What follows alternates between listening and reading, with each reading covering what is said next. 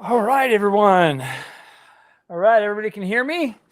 All right, you guys. We have a special show tonight. Welcome to the DM and Friends, everyone. I am DM Angelo, and tonight I have a very special returning guest to the show, Anna Meyer, right here below me, and we are going to talk kind of like we did last time, talk some Greyhawk, and really looking forward. Thanks so much again for coming on. I appreciate it. Thank you for inviting me again. It was so much fun last time. So we can, like you said before, we can go on forever about this. Yeah. Well, we both love Greyhawk, and it's funny. Yep. I was even just thinking about it a little earlier. There's a couple people that there's so much to Greyhawk, right? We have and I really lean on some of the old, the older, the folio and there's there's so much data in there, and I have to be remembered so much so often, because like when I go in and look at, let's say, the human races, which I'd love to talk to you about tonight. I have to go back in and remember what the Sul were and where they came from and what they did. I work with this every day, and I need to go back and reread the stuff that in order to refresh my knowledge every now and then. So and read all the new cool stuff that comes out from the community and go over it and it's funny too, because then you start layering on things like the fan websites, like Cannon Fire's got so much stuff in there, so much fan content, and all the other ones. That's just the first one that I kind of thought of, but because there's so much. I mean, there's so many different forums, there's so many different websites, there's so many different Facebook groups, and you got the Discord channels, and things you put out and Jay puts out and Joe Block puts out. It is a golden age in the Greyhawk community again, and it's wonderful. It really is. This is like the third wave of Greyhawk. You had the first wave early on when the folio and the box set came out in the 80s. And then there was a new wave when third edition almost hit, like from the late 90s to Living Greyhawk and stuff like that. Yeah. And now we have a third wave of Greyhawk interest in Greyhawk in the community. It feels like that, doesn't it? Mm-hmm. Yeah, definitely. 10 years ago when I started doing this full time and stuff, it was starting to grow, the interest, and it's been growing every year since. Yeah. Yeah. And you go on, and there's videos on YouTube. There's so much traction on the blog sites, and Jay is still every week talking about it. Well, now we have talk shows and Joe Block, and there's like a whole like a zoo of creators that keeps feeding the setting and keeping interest in it. And also I have to give Wizard of the Coast a little bit of acknowledgement, because they made 5e 5.5 has a Greyhawk chapter in the DMG and stuff. So that has brought in a new generation who never looked at Greyhawk before, so to speak. So that's right there. That was pretty surprising that was added to we knew that we're doing something, because they said that we're going to revisit settings, and I guess for the 50-year anniversary, Greyhawk was the first setting. Yeah, it made sense. Made sense, and it made a lot of sense. I really like the angle they had, that they used Greyhawk as an example for homebrewing.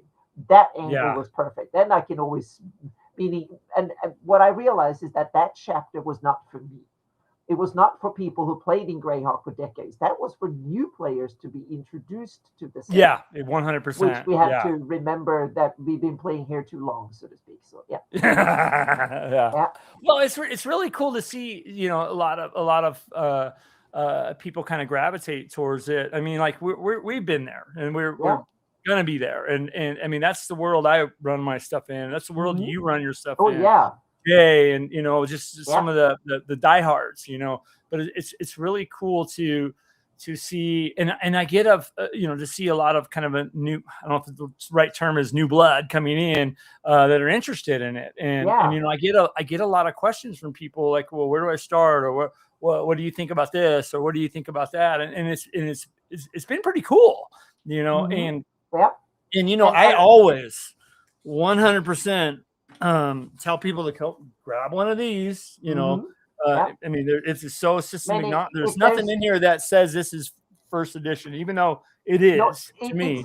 But you can use this. Exactly. Yeah. You can use it with almost any fantasy rule set. It's not about the rules, it's about the setting. And I think there's two if you want to have the minimal amount of reading to understand the setting, get the 83 box set as a PDF from Drive-Thru-RPG and get the Living Greyhawk. And you can get it. Yeah. It's there. And get the Living Greyhawk Gazetteer, because that covers the early, so you get like the feel for Greyhawk when it came out. And then you read the Living Greyhawk Gazetteer to fill in almost everything that had come after, so to speak. And if you get then you have enough on your feet to understand almost everything that goes on, and you can digest everything else, and you have a frame of reference, so to speak. You have the old frame of reference, the 576 Greyhawk that was in the folio and the 83 box set. And then you have the 2000 Living Greyhawk Gazetteer that fills you in on everything that came after. And then there's a myriad of stuff in between, but you can skip over that initially, so to speak, if you just want to get into Greyhawk. Yeah. Wow, we got the comments really going. And by the way, guys, you know, we have Anna Meyer here. So and I know this show. Games. Thank you, and everybody says hi here, Jeff and Sheldon. Yeah, awesome. Yeah. Let me go down the list here a little bit. Shellback View is here. Freezer, good to see you. Jeff Johnson is here. Matthew Sherman. Mark the Shark, the one and only Mark the Shark. Let me see. Death Angel Shadow, good to see you, buddy. Jeff H7663. Hi, Anna. And Mr. Rourke is here. Advanced Fantasy Games. Hey, buddy. I am going to actually talk about you in a second here, but Advanced Fantasy Games, good to see you, bud. That's DM Greg. What a great gift idea. Jeffrey Johnson says about helped. I think he was talking about okay. I'm sorry, I've lost that one. I'm gonna try to keep up with the chats tonight, guys. So we need to. If you guys have any questions for Anna tonight, put it in the comments, and I'll flag it, and we'll get to it. We're gonna try to, I'm super excited you're here. We're gonna try to talk about some history in Greyhawk. We're gonna talk about some of the cultures and just see where this kind of goes. So looking forward to diving into this. Like you said, the last show we did, I feel like we could have talked forever. So. So we're titling this Nerding Out on Greyhawk with Anna Meyer. Before we get into that, Anna, I do want to bring up. You have something cool to plug here. Yep. I do. I want to do a shameless plug for a buddy of mine here that, and I really stand by his product. He is, and I'm going to put the QR code. He's got a Kickstarter out right now that ends tomorrow. This is from DM Greg. And it is the Lost Tomb of Kaskuk-Mat, the Undying, for Osric, for old school. Okay. And even the cover looks really old school. This is awesome. Yeah, this is, well, let me show you actually, because I have a physical copy of that, look at that. From him, and look at that right there. And inside is great artwork, and I will say this is a slam dunk old school module. He also blessed me with the print that goes with this, which is frameable. I mean, look at that. And the artist is I forget the gentleman's name. Maybe you can put it in the chat, Greg. But the artist is an Italian he's in Italy, and did a lot of this art. He did all the art. Looks very old school. I mean, what does that remind you of? I was going to say that fits. It's so much old school. It's so much old TSR vibe. The colors and stuff. But let's see which picture. Oh, there you go. Yes. So there's a lot of this really great art, and he did it to where there's going to be a separated cover. With the maybe I shouldn't have showed that. I don't know. But really, really good stuff. Let's those of you guys that are part of the channel, let's show DM Greg some support. His Kickstarter does end tomorrow, and this is his first Kickstarter too. Really good guy, and really great module. I've read it, and I'm kind of, to be honest with you, a little bummed that I read it before I got to play in it. So it's one of those cases. But anyways, never. Yeah. Mm-hmm. Yeah. So what I'll do is when you run it for me, DM Greg, I'll close my eyes so I don't act like I know what's going on. So anyways, but yeah, I just wanted to plug that out there for him. But Anna, how's it going? Oh, good. Yeah. Mm-hmm. How's the weather over in California? We had snow this last week. Yeah, it's been, we had like 90 degrees and almost summer temperature a couple of weeks ago, and now it's shifted. We had a storm coming through, some rain, and temperature in the low 60s, mid 60s. Today about 70, which is kind of slightly below what we have, but it's fairly reasonably sunny. And it's California winter. It's like 60 degrees and a little bit over 60. But we will give it another week, and we will have 80 and sunny. Give it about it'll be warm. Yeah, I'm in Southern California between LA and San Diego, but 20 miles east of the Santa Ana Mountains. So yeah. Jeff H says, "Hi Anna, this is Moose." Yes. Moose is awesome. He's one of my regulars on Friday, and he's awesome. Yeah. Mm-hmm. Awesome. Yeah. Welcome to the DM and Friends, Moose. Glad to have you. Very, very, very glad to have you. So, okay, let me see. Agencium is here. I know I'm going to mispronounce your name, so sorry about that. Brass Monkey's here too. Yeah, good to see all you guys. So how's the Patreon site going? By the way, I do want to bring that up really quick. So I need to apologize because I posted very little the last month, and it's simply because I'm working on a huge commission for Wizards. Yes. The upcoming. Do you want to tell us about that? Oh yeah, it's the Melf's Guide to Greyhawk, the volume 1, so to speak. Which we all know that you're a part of it. I mean, exactly. do you want to without?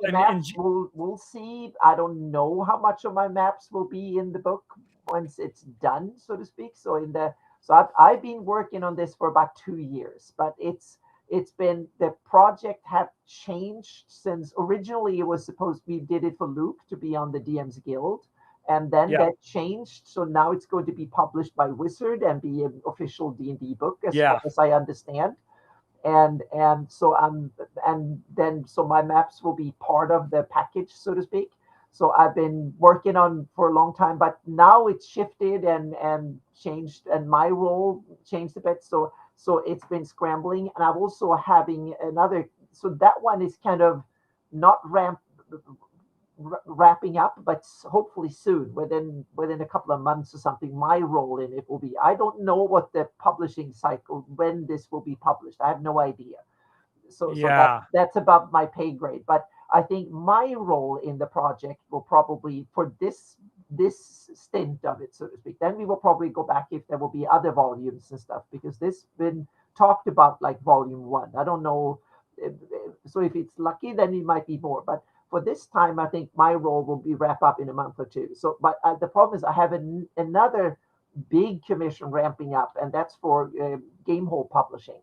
I've done. Oh wow! Okay, several, cool. Yeah, for their Eastern Marches, their organized play campaign, and that's been an ongoing. Oh, dude, that's so cool. Yeah, so I've been an ongoing. So I've done a map. That is something that is ramping. But, and the third reason is the biggest reason, because the actual most of the work that I've done for the Melf's Guide I did a year ago and 2 years ago, not now. Yeah, so you're just polishing it up exactly. I'm polishing it up and figuring out where to go. So the big reason. And the other project is just ramping up. The big reason is that now I've committed to I'm launching the major work on producing the new generation of Greyhawk maps.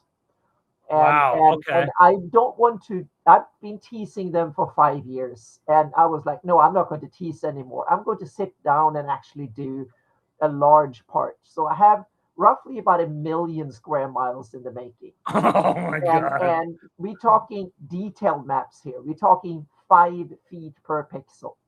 Yeah, and we went over some of that. Yeah, last time you were on here, and it's crazy the detail level that you're getting into. It's basically every tree, every house, every, so to speak.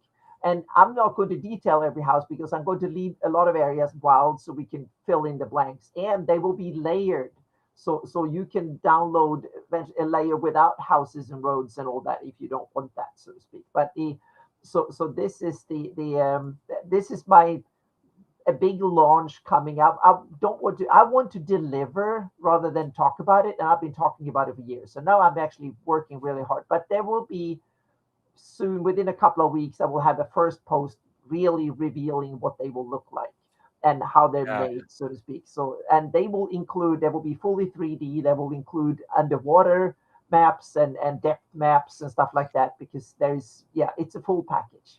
So it's a map. It's a way that I haven't seen any fantasy world ever being mapped this way. There was an attempt to do Middle Earth in the early 2000s. There were a group of Germans and various European and other countries, a whole group of like 20 people who wanted to do Middle Earth, and they had a good start, but then they ran into troubles because computing time was too expensive and stuff. I mean, this is 25 years ago.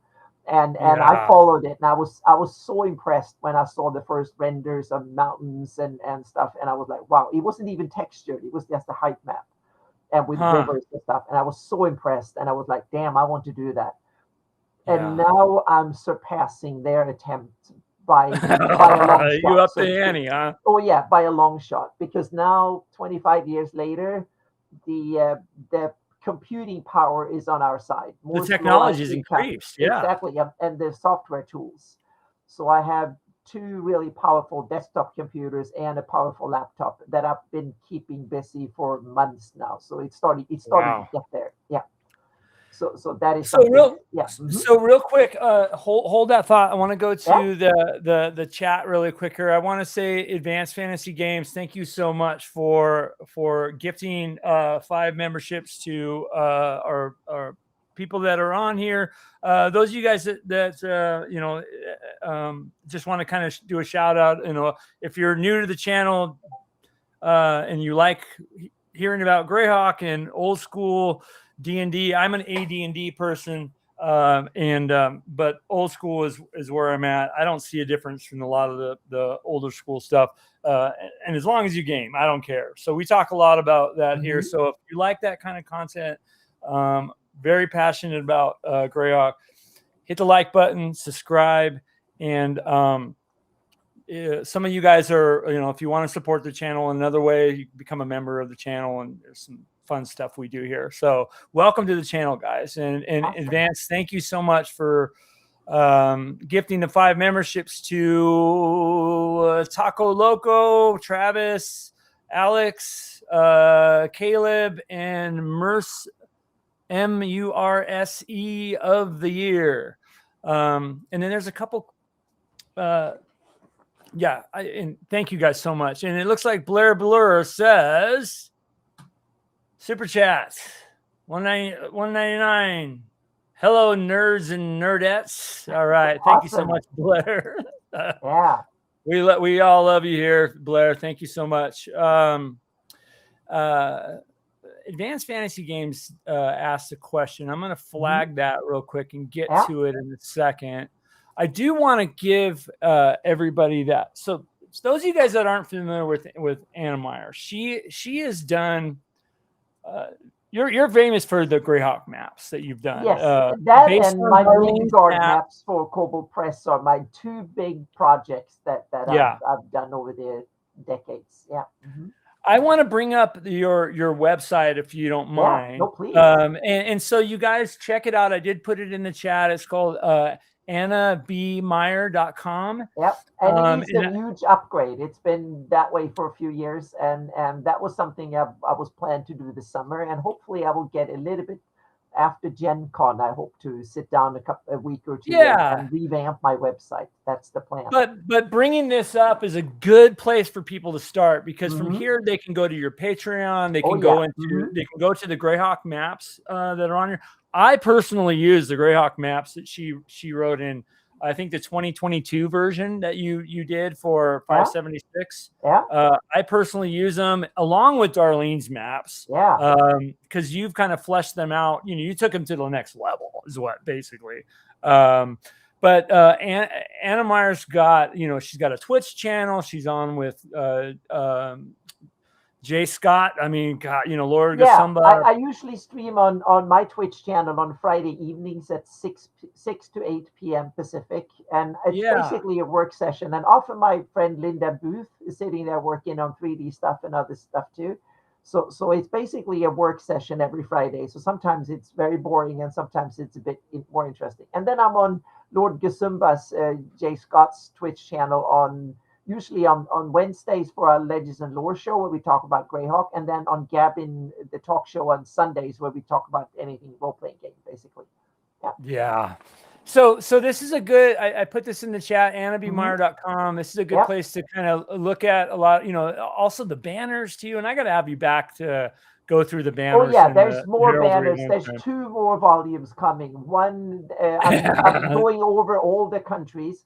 And then I also got from Mike Mosbarger, von Molku, he gave me a bunch of stuff from Niron. I'm making shields and banners of special shields and banners of Niron too. So yeah. And also what's really big too, I mean, almost updated more than your website is, and I think it actually is more is your Patreon. My website is basically a dump site that everything that is put on Patreon is reflected to my website. And I'm going to change my website so that will be a hub where you basically find links to everything else, because there's 3 places. I have the Patreon, the website, and I have a Notion store. And the Notion site is going to be upgraded. Hang on a second. Let me give you a link to that in our little chat so you can. Do that. I'll do that in a second here. And another thing what I really enjoy too is the Hawk Tales that you have, which is your that's one of my hobbies. I realized that I needed a rule set, so to speak, because I played basically every edition of D&D. 4th edition we only played for like 6 months, and then we moved to Pathfinder. So I've played AD&D first. I played a little bit of basic red box. I played first edition AD&D for like a decade, second AD&D for another decade, 3rd edition and Pathfinder for another 15 years. A little bit of 4th edition built in there. And then I played 5e for about a year, a little bit of Pathfinder 2. I've run my campaign in. And then I realized that, no, I'm not going to change rule sets. Now I'm going to sit down. At first, I called it the house rule project. I was like, okay, I'm going to take 5th edition and I'm going to house rule it. I started house ruling Pathfinder and then thinking, okay, should I do 5e or Pathfinder 2? And I was going back and forth. And then 5e was kind of the big new standard. So I was like, okay, I like the math of 5e, but there was a bunch of stuff I didn't like that much. So then I was like, and then when I worked for like as a hobby for like 6 months or something, I realized, no, I'm going to start from scratch. So I've taken a huge inspiration from a little bit of old school, a fair bit of 3rd edition and 5e and Pathfinder have all been inspiration to this. And then I sat down and started, and it's about 5 years of development. And Hawk Tales is now in the 2nd alpha version. And I was supposed to have done a huge,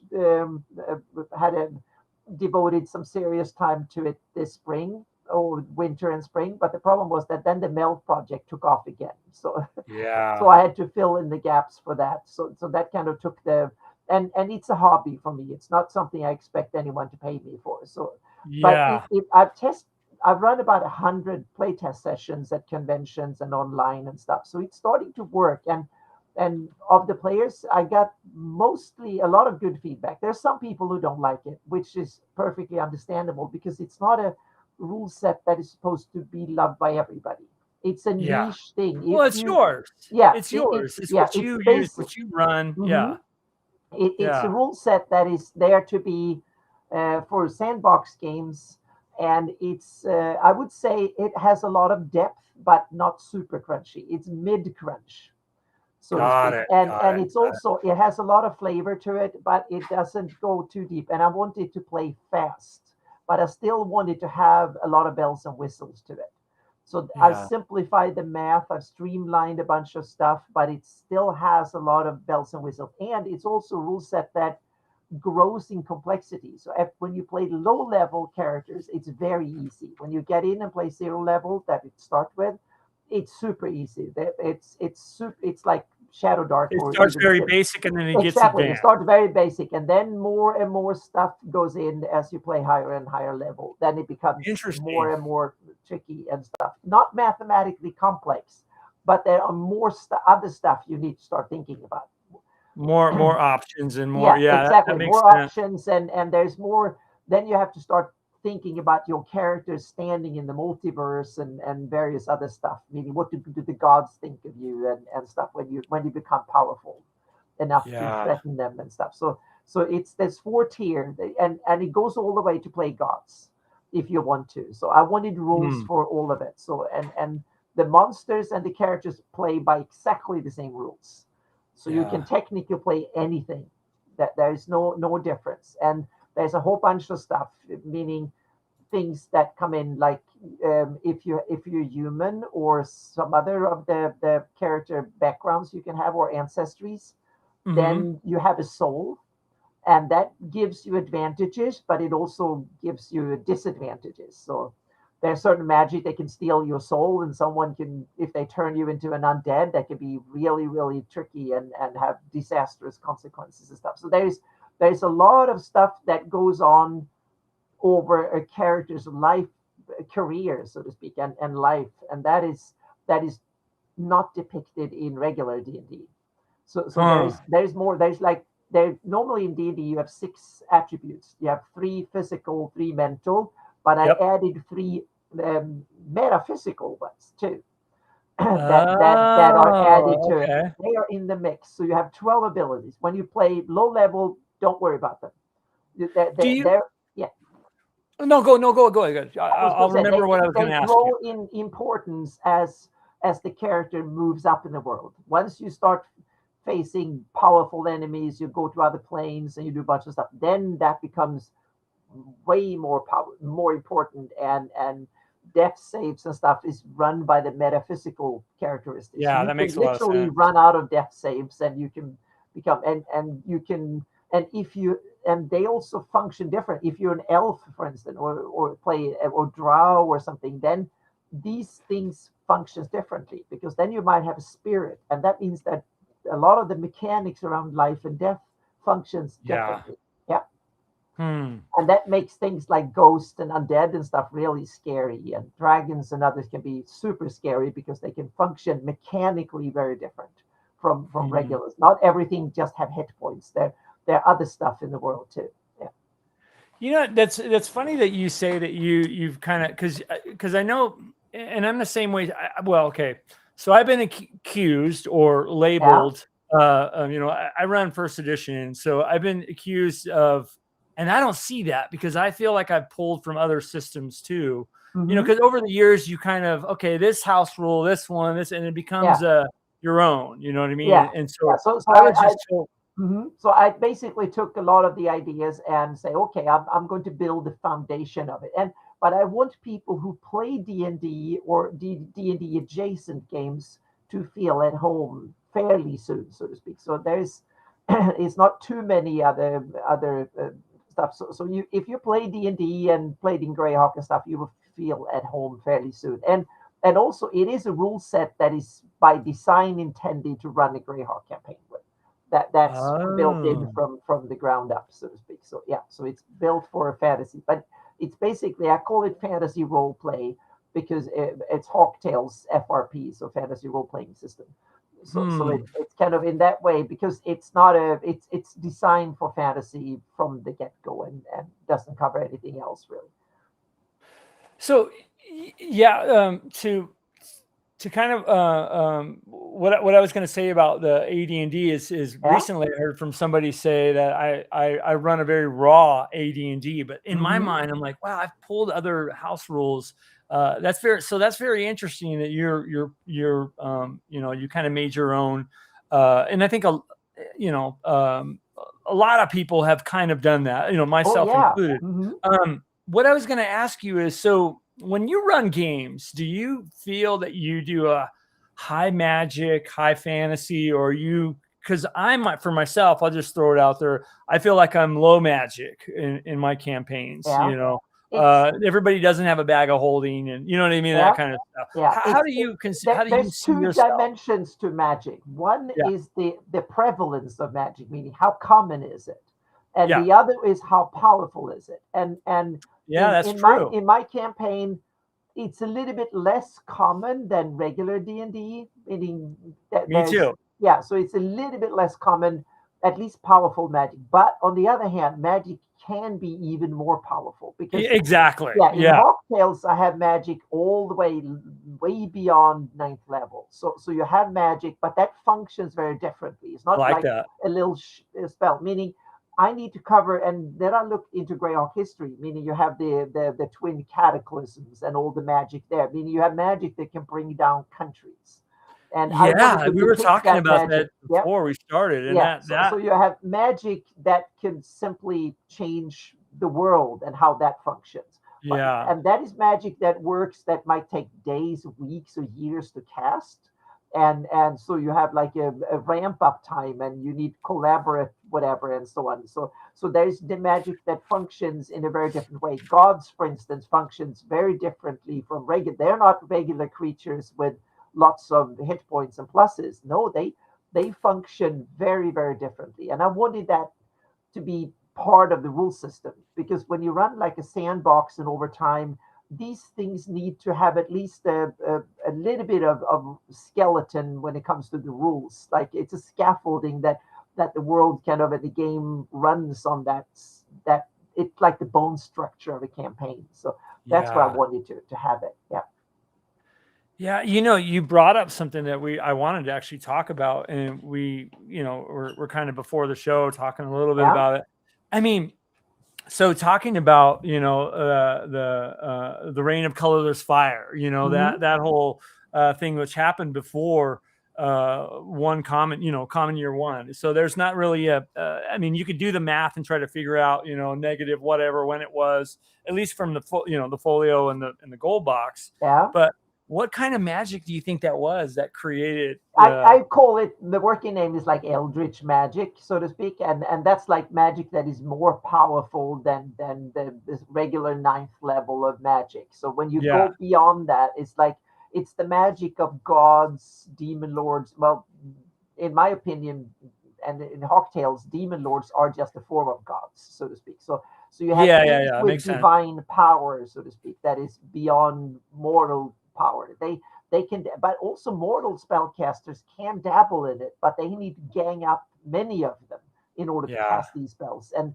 they require like preparation. They require that you cast it in one location for like a month, and you gather the ingredients, and you do that stuff. That means that is ample time to get discovered, and the enemy might thwart you and stuff. So you have to build secrecy. You have to build your power base and do it. And divine magic is especially good at that, because that's where divine magic shines. So if you get like 1,000 devotees to come and pray for you, and then you can sacrifice all of them or whatever, stuff like that. So you get that sounds like a demon lord.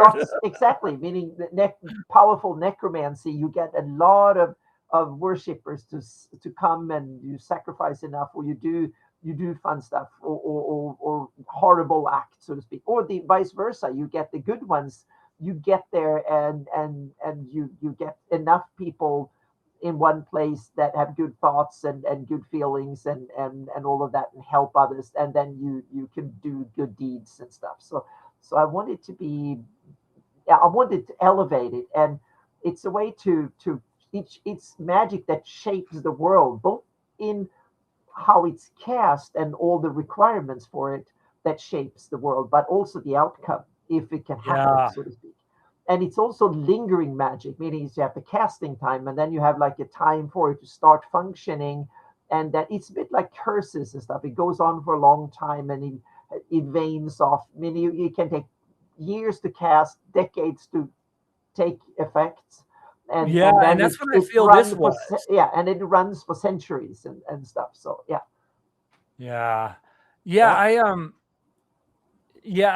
heard, who was it that I heard talking about it? Because I think Joe Block did a recent video on it, and he was talking about several magic users maybe getting together and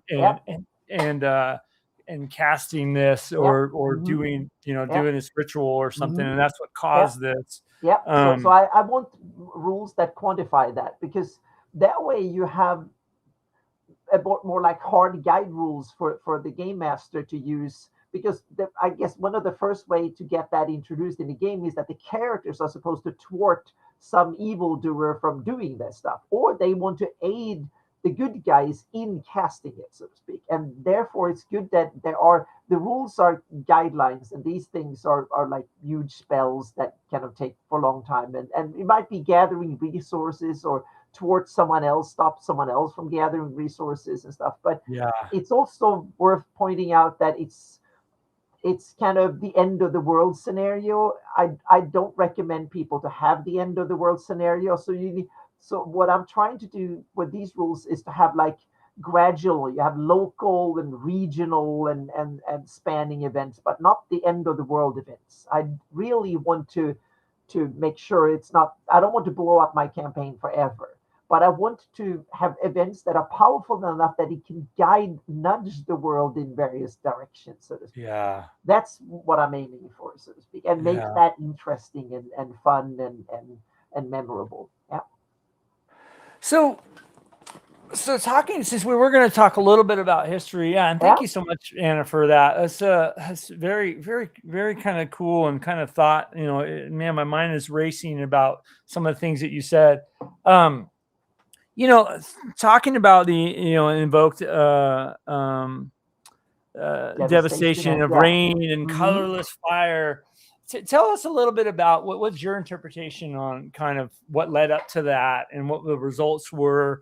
And because there's other sources we could kind of pull, fan stuff, if you look in here, there's not much about it. No, there's like all we know is like a page of stuff, and then there's fans. I put a link in. That was the one I sent you before. I made. I put it in the chat. Oh, awesome! Yeah, I I put a new link to that history in 6 spread maps.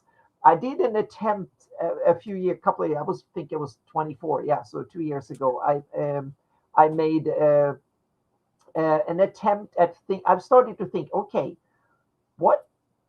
it was when I was starting to map the whole planet. I started to do a little bit of mapping because I needed to know where the Flanaess was in the world. So then I started to map the whole planet of Worth, and then I started to think, okay, what's out there? We know a little bit, and there have been ideas, and some of them have been bad, and some even worse. And some of them good, so to speak. So the rest of the planet is not detailed much, and the detail that is there is, in my opinion, the worst of Greyhawk lore, so to speak, is the rest of the planet, because it hasn't been given enough attention and love and care and proper design, so to speak. So it's kind of it's in a lot of ways it's an unwritten canvas for the most part. And the history of Greyhawk go back about 1,000 years, roughly 1,000 years. That's when the what they call the time of the migrations and the twin cataclysms. What you really think about it, it's not that long. No, it's not. Meaning human history is roughly about 12,000 years since we had the first towns and cities and the first evidence when they start digging for old stuff in the Middle East and the Levant. Civilizations began. It's about 10 to 15,000 years ago. Before then, we weren't civilized enough to have left any houses, buildings, and stuff like that. So meaning 1,000 years, that means that, and in a fantasy world, the history can be 10 times longer, meaning that you can have easily have 10, 20, 30,000 years of history if you want to in your Greyhawk campaign, prehistory. But the history of the Flanaess is very, very. I mean, that's we only have 1,000 years, and then there's just rumors before then, so to speak. The first hard stories come from 10, 1,200, 1,000, 1,200 years. Yeah, and then so what I was thinking, okay, we know this is the point in history and we start having recorded history. So then I simply started, okay, let's backtrack. What could have led to that point? That was my idea, so to speak. So I simply said, I didn't put down dates. I simply say, okay, let's build the scenario that I think would be cool if that was what led to the twin cataclysms and the migration and the history of Greyhawk as we know it today. So I made a series of 6 maps and wrote a quick story as an example, more like an exercise for myself to try and get my creative juices, because I hadn't done anything like that prior, but I had ideas of where I wanted my Greyhawk campaign to come from, so to speak.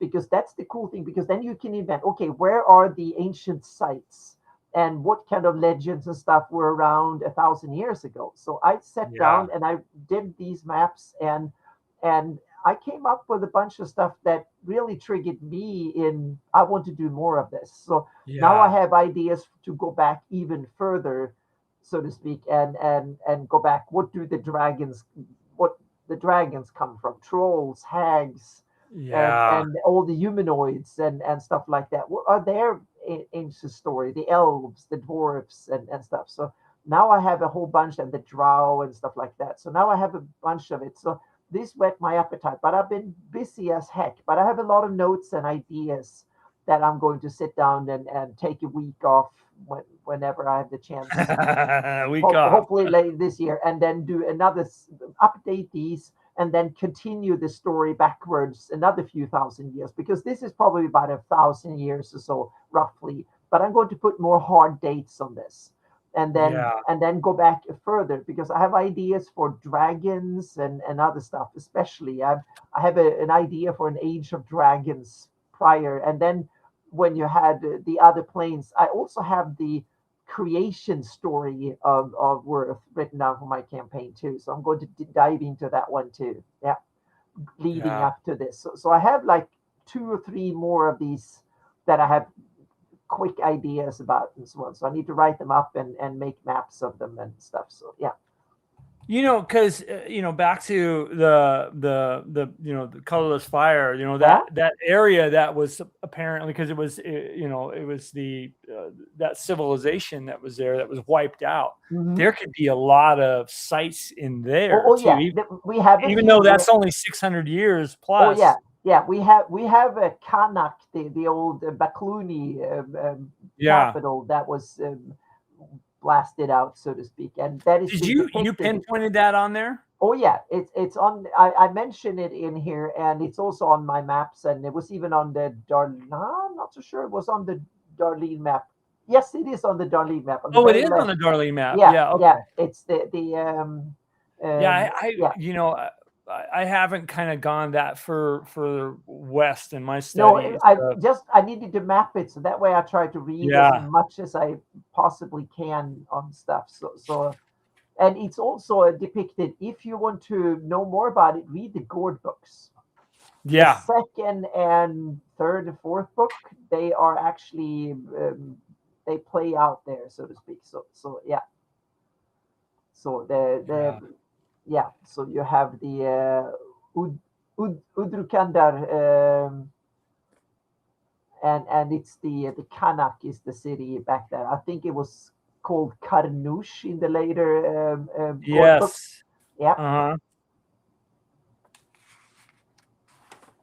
But there is a lot of cool stuff you can dig into, and run historic Greyhawk campaigns can be fun too. Yeah. The problem is that then you get into the time traveler dilemma. What if they do things that so keep them low to mid level just to give them a taste of what happened? That could be fun. Yeah. Exactly. Troll Lord games, the Troll Lords are going to republish the Gore books again. So Yeah, they're going to be, that's going to be nice to see them. Yeah. Back. And that will be awesome because that will bring Greyhawk back in focus even more. Yeah, that's pretty huge. Yeah, I'm fortunate that I actually was hunted around for the books, and I have them somewhere back there. But yeah, they're hard. They're getting harder and harder to find too. Yeah, so yeah, I've read them twice, and now I realize it was about 10 years since I read them when they came out, and then I read them about a decade ago, and now I think it's time to read them again because now I understand the setting. Meaning the first time I was not a newbie, but I was just a regular Greyhawk DM. I wasn't specializing in Greyhawk that much, and it was one of my 3 hobbies or 5 or 10 hobbies, whatever. And then the second time, that was when I started started to be my job doing this. And now I've been working with Greyhawk at least for a few hours every day for over a decade. So now I understand the setting at a deeper level that I didn't even understood 10 years ago. And so now I'm going to read them again. And also on the Cannon Fire website, Jason Savoda and Sam, they read the first, I think it's the first 3 or 4 books, and I think all of them were there. Yeah, no, they didn't get to every because sadly Jason Savoda passed away before they got to the end. So unfortunately, but there's a good amount of them on. Oh yeah, I think it's the first 3 at least, or maybe 4. And I thought it was more, but at least there's like a lot of files, and so the cool thing with that is that they read the books and made comments about it. So if you want to deep dive, I highly recommend. I haven't listened to all of them yet, so I put together and I put aside, and I'm going to listen to it in a podcast because I want to take notes as well. And I would love to have an AI print them out, so to speak, so I can have them typed out, so I can search through them. Because searching audio, it's a lot easier to search text. So that's good. Yeah, there's that's right, because you're talking about the series they did. Yeah, because there's also they did there's also the audio versions of the reads too. Oh, that might be but they did an audio, and it's not they don't read the books. They read the books, but they stop every this was different than what I was thinking. It's a read and commentary. It's not a read in order to enjoy the books. It's a read to understand the books. Yeah. Wow. God, the comments are going crazy here. Oh, that's fantastic. Yeah.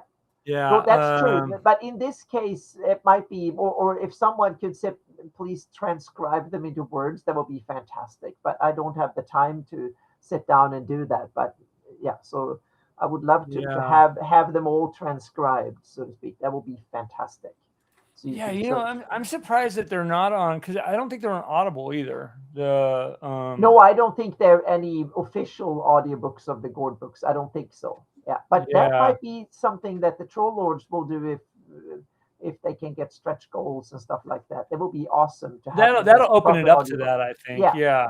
That will be fantastic if they can get proper audiobooks. Yeah. Yeah. And I don't think they came out as digital versions of them back then. There was only paper. Yeah.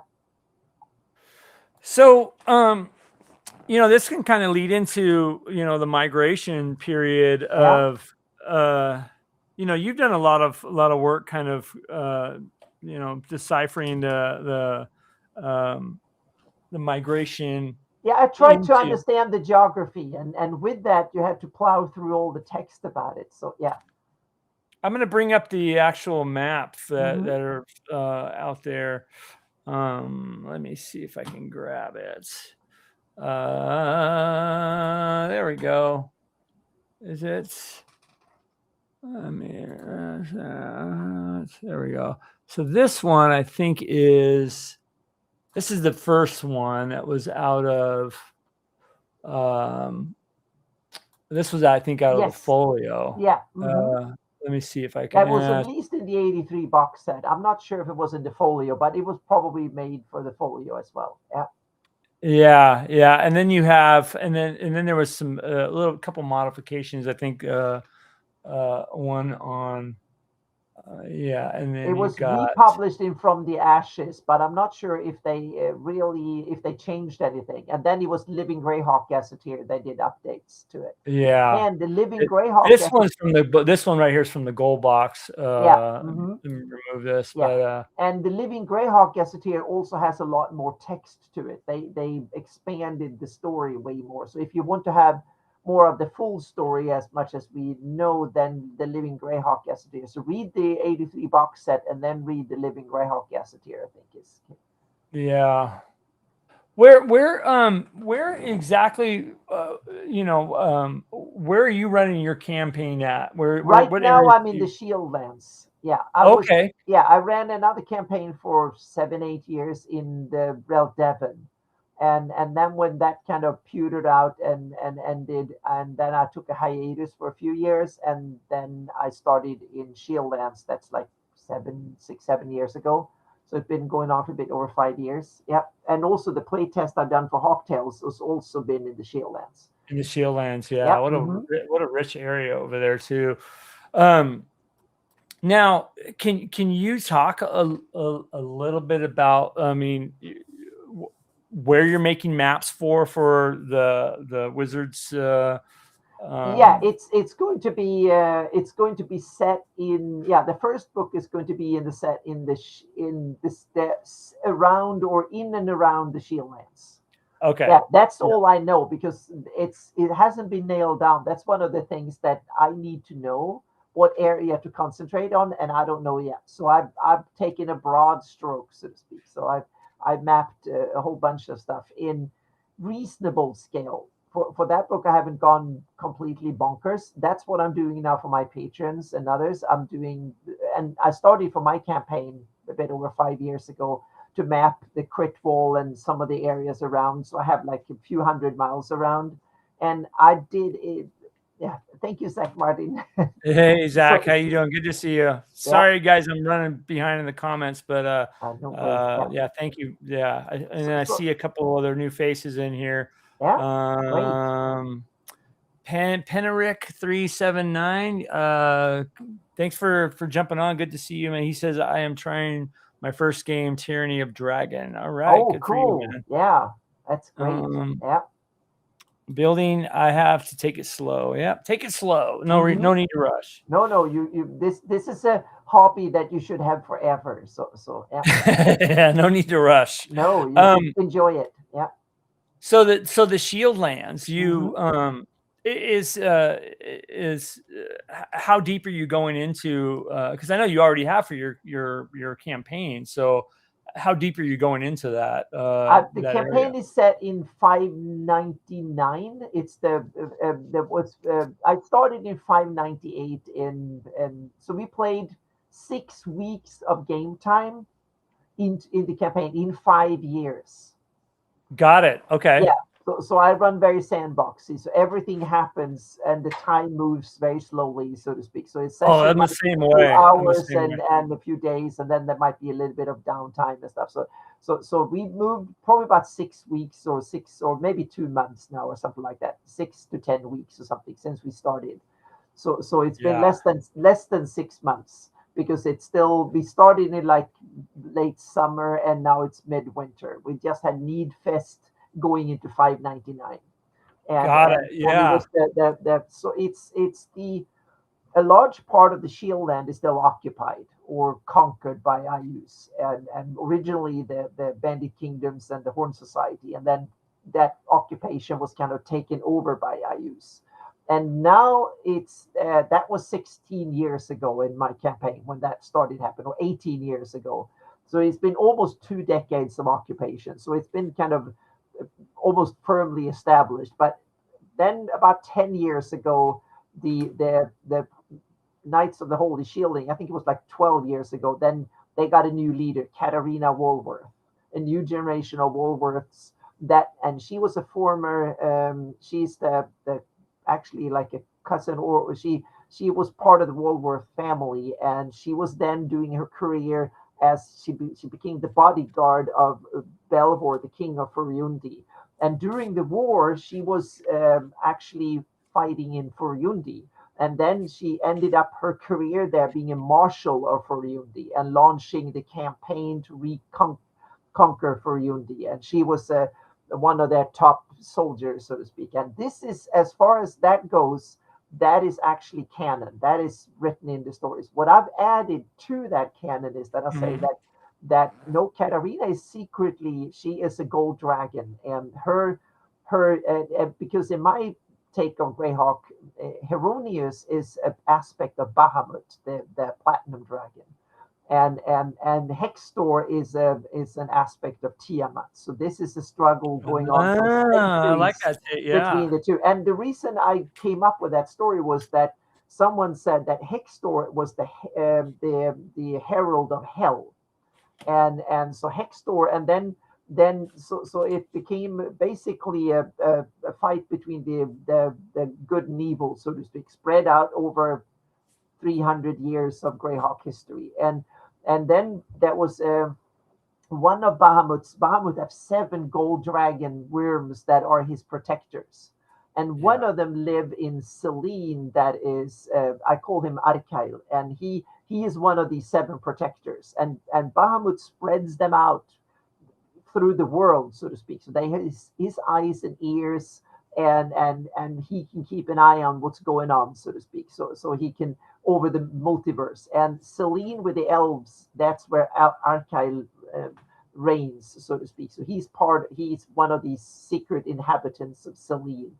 And since they can take human form, they can kind of blend in, so to speak. And Agile had a daughter.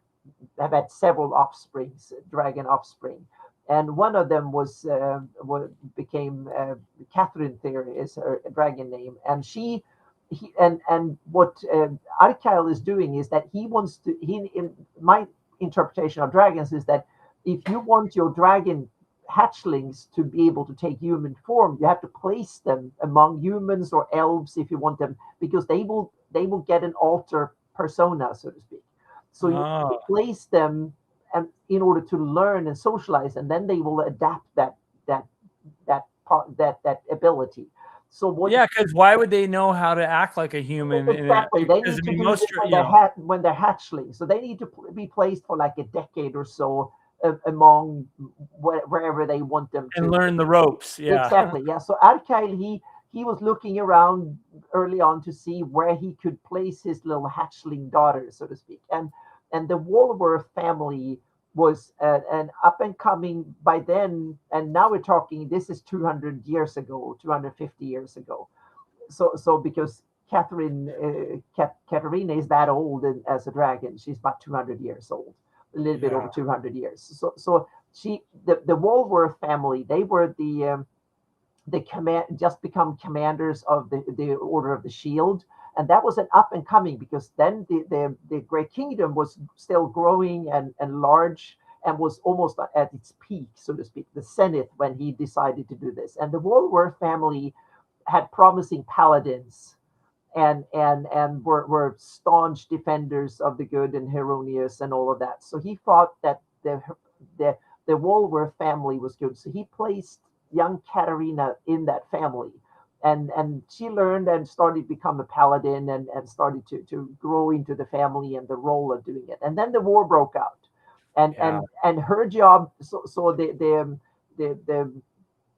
current leader of Volworth he needed to send an envoy to Belvoir, and he sent his best soldier, Katarina, that was then in human terms in her 20s. And in dragon terms, like 180 years, 160, 180 years or something. So sent her to the court of Belvoir to show that he meant that in order to support Furyundi and so on. And then the war broke out, so to speak, and in earnest. And Shieldland was and Volworth, he was kind of sidelined, old. So he was sidelined, and apparently a lot of the other knights in the Holy Shielding was kind of corrupt and gave up. Shieldland was lost, but Katarina stayed and got Belvoir's confidence, because there was like an attempt to murder him, and Katarina was one that thwarted it, and so she got the trust of King Belvoir, and she was also one of the best soldiers in the kingdom. So she in my take is so she fought through the wars and showed her mettle, so to speak, in on the battlements, and occasionally she turned into dragon form and basically went behind enemy lines and killed off lots of them, so to speak, to get some training. And also she can bring in daddy when things got really bad. So and then when the her kind of foster dad, when he disappeared back in behind and Ayus got him crazy and sent him, imprisoned him. She was the one that went to the Gibbering gate and got him out, and that earned Belvor's trust, so to speak. And so she became a marshal of Furiundi and was general. And then she decided after the war was over in Furiundi, she got home, took over the order, and it's now whipping Shieldlands into shape. That was the foundation of my campaign. So now she came in a few years. Wow. Yeah, a few years before the campaign started, she came into Shieldlands, and she basically said everybody needs to be good, and they need to be useful. Otherwise, the door is there, so to speak. So she so was, like she I was going to say like yeah. No, I was going to say so that's kind of a result of from the ashes, the post building on. Yeah, that's great. That's good build up to. Yeah, so that was the foundation of the campaign. So now they're part of, and so I started out with a bunch of characters 0 level in the village, and now they became like 6 level. And now I've done play tests when they played various NPCs, so to speak, at various levels and stuff. So we have basically gone out and fought a campaign against Ayus behind enemy lines and directly against Ayus troops and stuff in and around southern central Shieldlands. So that's been my game for about 5 years. Yeah. Wow. That's awesome. Oh, there's a couple of good comments here. Dreg and Michael Rooney just threw some. Let me see here. Dreg says I didn't realize that until recently, but Eastern Orc, including especially the Backlunish lands, Herodotus is worshipped as a primary deity everywhere that Hextor isn't. Yep. And it's interesting because Heironeous and Hextor has a long story that Michael Rooney tied into, meaning Sternalia and stuff. Yeah, so I was going to bring his up too. Yeah. There's an ancient Oeridian legends and stuff from Oeridian ancient stories. So the Hextor and Heironeous were brothers, and this is old Oeridian folklore or myth or legends or legend. Interpret it however you want in your campaign, so to speak. But you can take it or leave it. Yeah, exactly. And they came from the mother of Sternalia. We don't know how long ago, but way more than 1,000 years at least. Yeah. And this is like history in God's before time. The migration. Yeah, exactly. It was like before the Eerdi and the Oeridians were even in the Flanaess, that when they lived somewhere west, so to speak.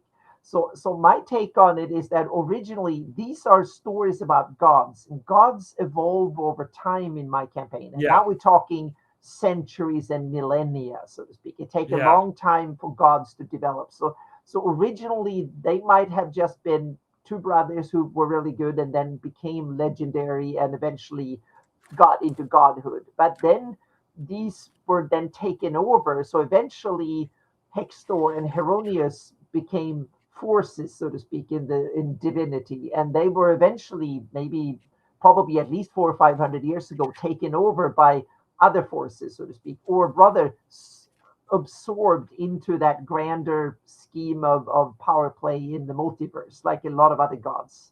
And so that's my take, that originally that they had a backstory and then eventually came in. And one book is to the Bastion of Faith, is a great book because that one depicts this from that it's actually about the history of Hextorian and Heironian faith. So I took a lot of names and ideas, and that depicts Critwall is a key part of it, because that was one of the early sites, because the origins came from the west. So it actually has an old early history to this. So Bastion of Faith is something I can highly recommend. And then so I used that, and then I weaved in. I took a lot of the lore that was there, and then I built on top of it, so to speak. I try to not contradict lore. I try to build on it.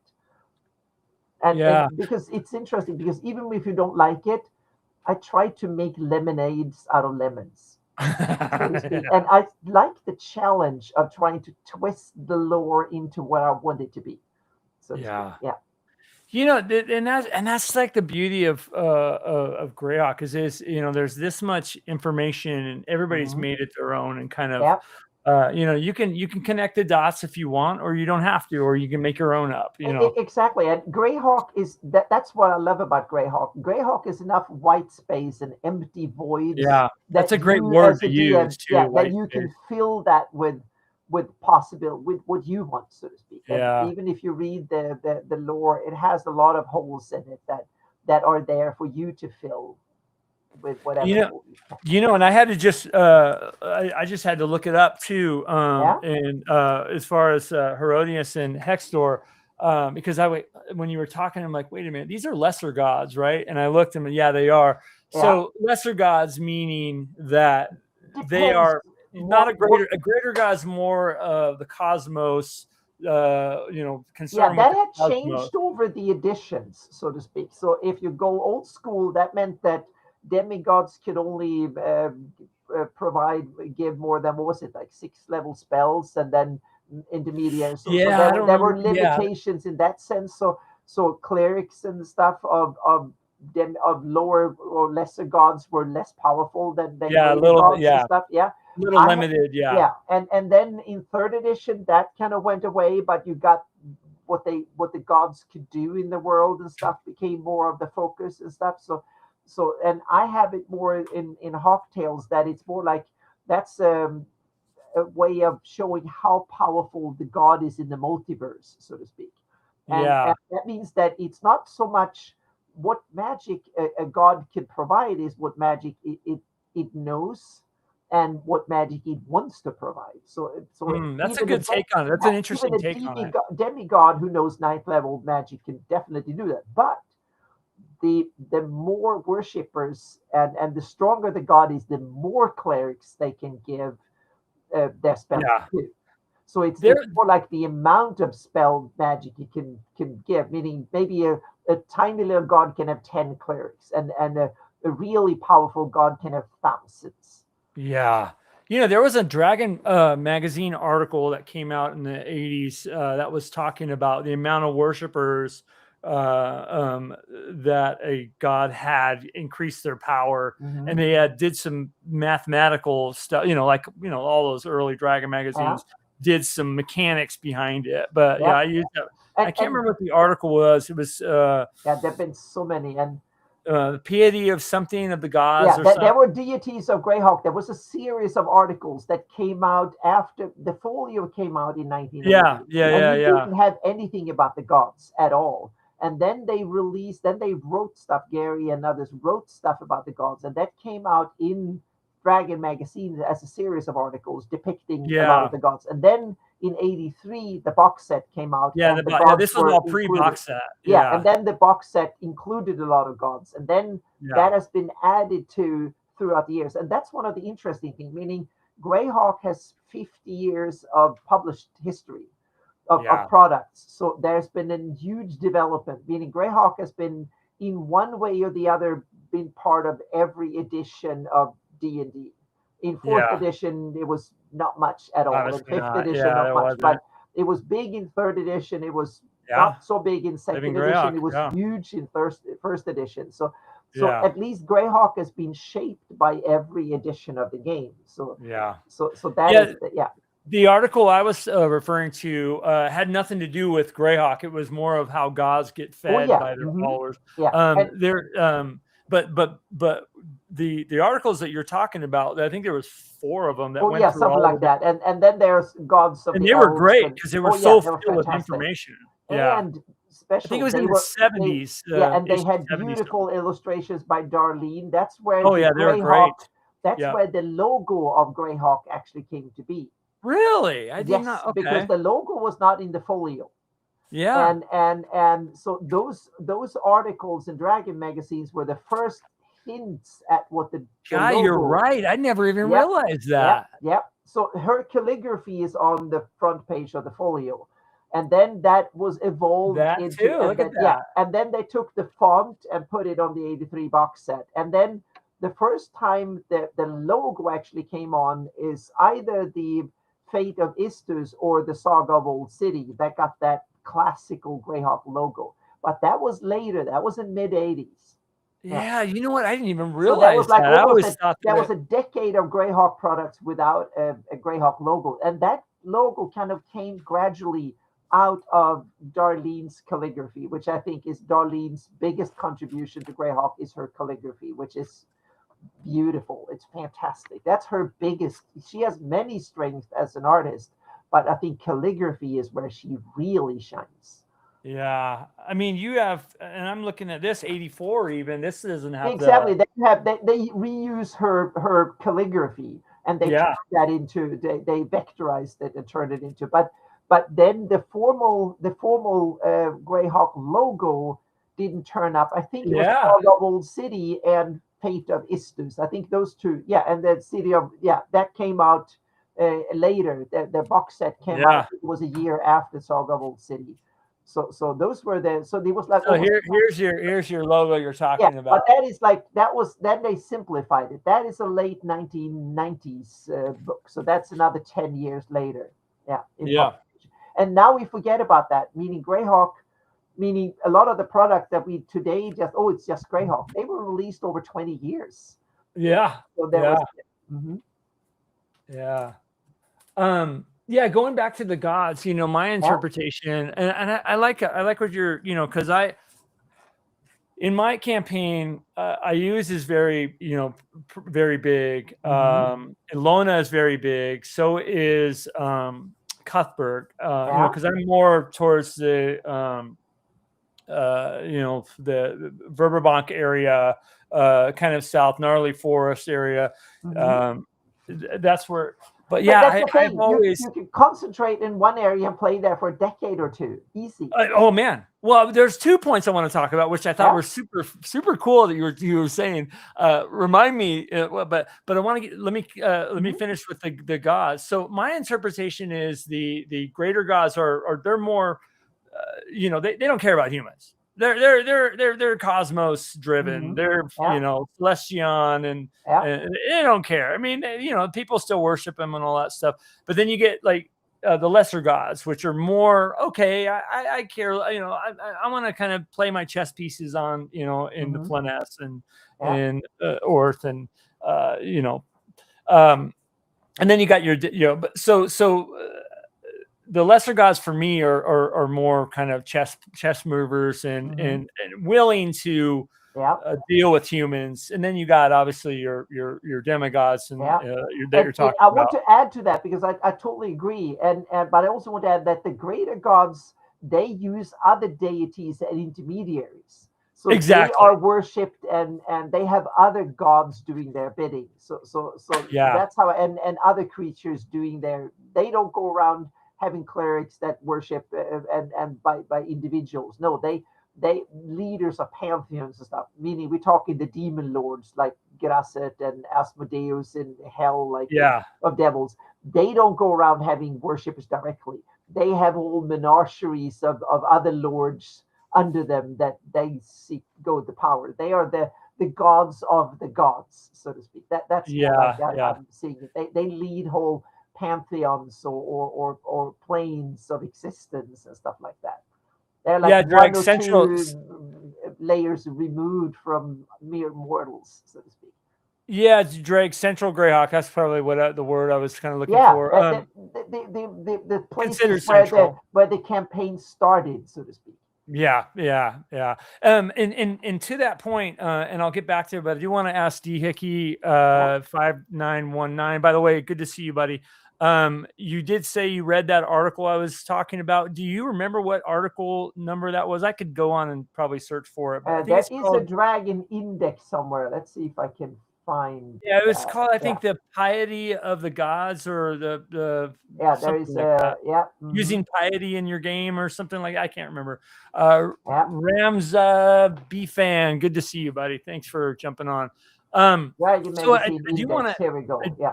I do want to say one thing, Anna, like you're talking about. So my current campaign, Hamlet Dark, which it started in Hamlet. I had 576 Hamlet. I wanted to go back there, and I love that year. I love that era. Area. The kind of the Temple of Elma Evil area. I think I've been there with this group. It's been a 15-year-long campaign, but I kind of rebooted about 4 years ago. And yeah, we've only gone through a couple months of that year.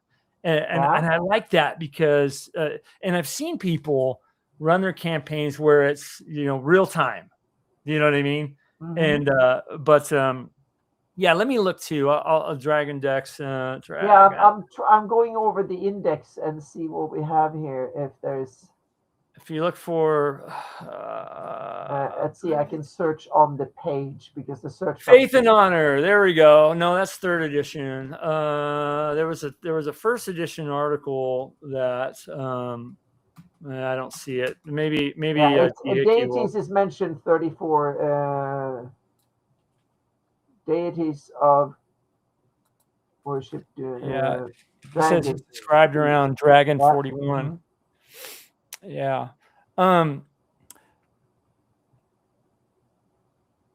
There was. Yeah, all the ones with the Greyhawk. I think the Greyhawk Gods, I believe, was in. Those were all in the 80s as far as the issue numbers. I want to say there were. This is tough. Deities and Demigods. It's 67 to 71. Yep. Okay. So it was in the 60s. Yeah, those were great. Those were really great articles. Mm-hmm. Yep. It starts. Deities and Demigods in the World of Greyhawk starts in issue 67 and goes on until 71. Yeah. And I think they did like 4 or 5 deities in it per episode or issue, and and then they did a second series in the 200s, during the Paisahawk era. That was about 2000, 2002, 3, or something like that. When the Paisahawk era, they revisited a bunch of these and had deeper articles that were several pages long. And those are in the 2070 to 2090 or somewhere range like that in the Paisahawk. Yeah. Those Dragon magazines are also have a bunch. They were really cool. They Palor, Heironeous, and Hextor and various others got a really good thorough treatment. And those were the Eric Mona and days when he ran the magazines at Paiso. So these are written by people who love Greyhawk and stuff. So yeah. I find that I still there's so much, some of these deities kind of developed and were written about a little bit in some of the later versions. I still stick with what's in here and what's in those articles. You know what I mean?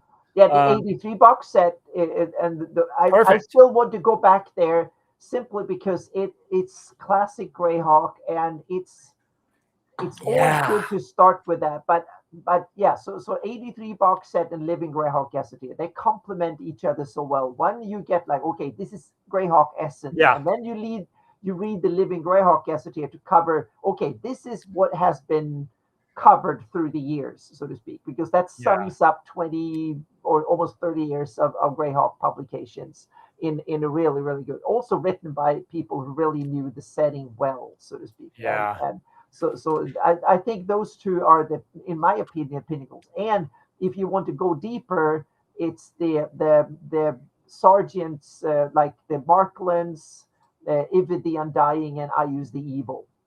Yeah, good stuff in there and too. And also, of course, the Greyhawk City box set. Those are, but the Greyhawk City box set is very narrow geographically, so it's fantastic if you want to deep dive into the city. But if you want to know the setting as a whole, read the 83 box set, the Living Greyhawk Gazetteer, the Marklands, I Use the Evil, and Ivid the Undying. And Ivid the Undying was never published properly. It was actually released as a Word document by TSR because they were going bankrupt and they just wanted it released. So but people have turned it into PDFs. You can go to the Internet Archive or something and search for Ivid the Undying, and there's a PDF that people have formatted properly. And these are fantastic to understand a lot of the era. I don't love everything that Sargent did, but he did a great service in making the Greyhawk setting deeper and kind of cooler in a lot of ways. Yeah. Yeah. Let me go to the comments really quick. I don't want to fall behind. A couple of people joined. I want to give a shout out to, especially Agile Monk. Good to see you, buddy. Thanks for jumping on. Jeff H asked a question that I'm going to ask you because I know it always. I always mess with Jay about this because in my campaign, I'll tell you what happened with him. Yeah. But he's gonna. But Jeff H, I'll get right to you in a second. Agile, good to see you. He says, he says, but I love Anna Meyer's work and support her still today. That's great. Awesome. Thank you. Dreg is talking about the Sul gods, and that's the other thing too, is the pantheons of gods. It's just it's so cool that there's such a variety there. Yeah. Okay, so let's get to this because I always we need to talk about this. Yes. And I'll tell you, in my current campaign, my group went into the Temple of Elemental Evil, and I've talked about this a little bit.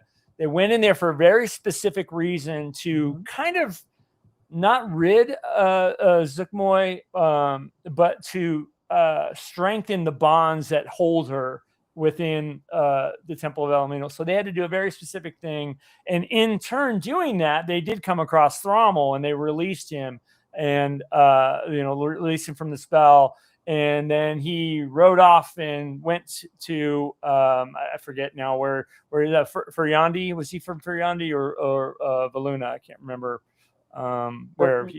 Which one do you mean? Thrommel, Prince Thrommel. Is Furiandi. He's the Furiandi, son of King Belvor. Yeah. For some reason, I doubt myself with all the connections, but so he ended up, and he might, there might be something that comes later on in the campaign, but he was released from that spell. And anyways, I always mess with Jay Scott and say, well, what do you think about Thrommel? And I know that you were part of that joke too. Oh, yeah. We almost every show we need to tease. I know. And I'm one of the instigators. Yeah.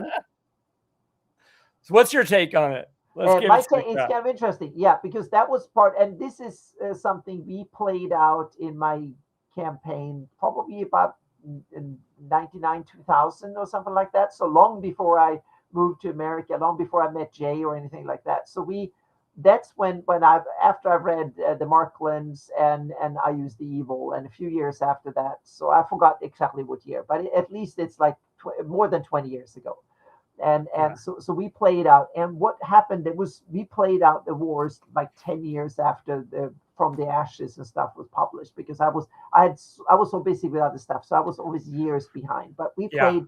So my take on it was that he wanted to mess with Furiandi, so to speak. So he managed to kidnap both Thrommel, the crown prince. He managed to snatch him, and then the lady, his future bride of Valuna. Yeah, and he also then snatched Holmer Volworth, the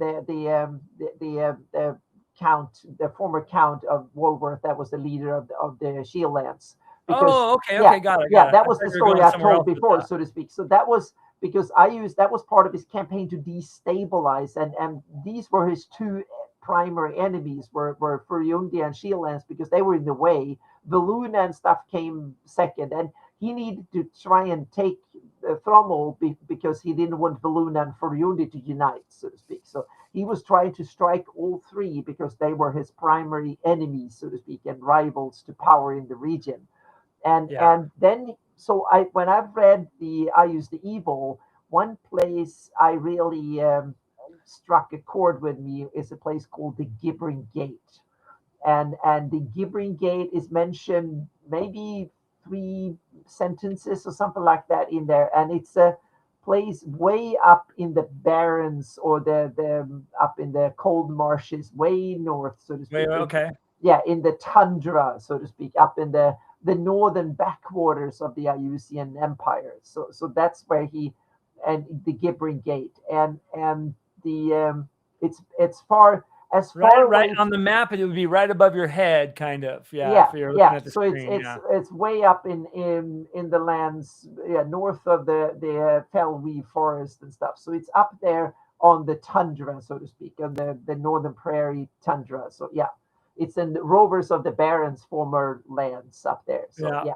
So it's far away from civilization as Ayus had his reach, so to speak. And it was also that part of the early conquest, the first areas that Ayus kind of honed his skill as an emperor, so to speak. So he conquered his backyard first as a warm-up, so to speak, to get his skills as an emperor and conquest skills, so to speak. So then he built. So I have it. My story is I evolved it up because it only mentioned that it's a horrible place, blah blah, or something like that.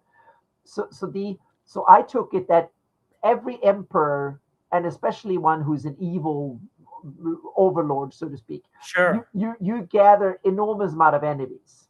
A lot of enemies you just want killed, but some enemies you want to keep them around because they might be politically useful to you later if you keep them around one way or the other. And not only good aligned enemies either. Exactly. Enemies of all kinds, so on the spectrum. Yep. So I basically, he constructed the Gibbering Gate as his maximum security prison. So it's the place where he puts stuff he wants secured away, and some of them he keeps in Doraka, but he doesn't want them, some of the worst enemies, to be close to himself. So he wants them to be as far away both from himself but also away from all other enemies. So he should be really hard to get to. So he built that place out in nowhere, and there's barely a tree in sight. So it's very easy defensible, and it's kind of a extra dimensional prison in a way, so to speak. And I studied out that it's his center of gulag, so to speak, out there. And so I made it, and so we had an adventure where we went there to free both Holmer and the Thrommel, so to speak. But I was really devious in that sense, that what Ayus did was that he separated the essence from the body. Yeah.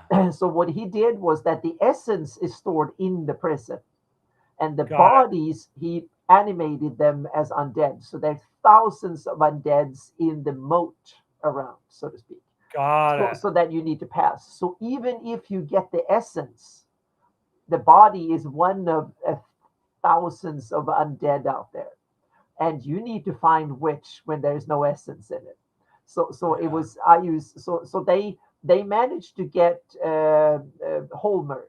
They managed to get him because he was not as important. So they had it, but Ayus wanted to make sure that Thrommel could be around in one way, but never brought back, so to speak. So they never found his body, but they found his essence, and so now it's like a standoff between Ayus but this is state secrets in my campaign. So the characters will never know this unless they find out the hard way, so to speak. So it's and Belvoir is infuriated by this, and Katarina is hell-bent on going on, but she's a dragon. She will be around for another 600 years. So she's Tunguska. That was a site in Siberia where there was a meteor, I think in early 1900s, that crashed, and there were hundreds of square miles that were devastated. I think that was the Tunguska. What year was that happened? I think it was like 1904, 5, or early 1900s, if I remember correctly. I saw a documentary or something. So that was my take on it, so to speak. So it's still there lingering, and Ayus still has the Gibbering Gate. And one of the funny comments when my players, and it was kind of a reverse, because they had the big battle outside to get in.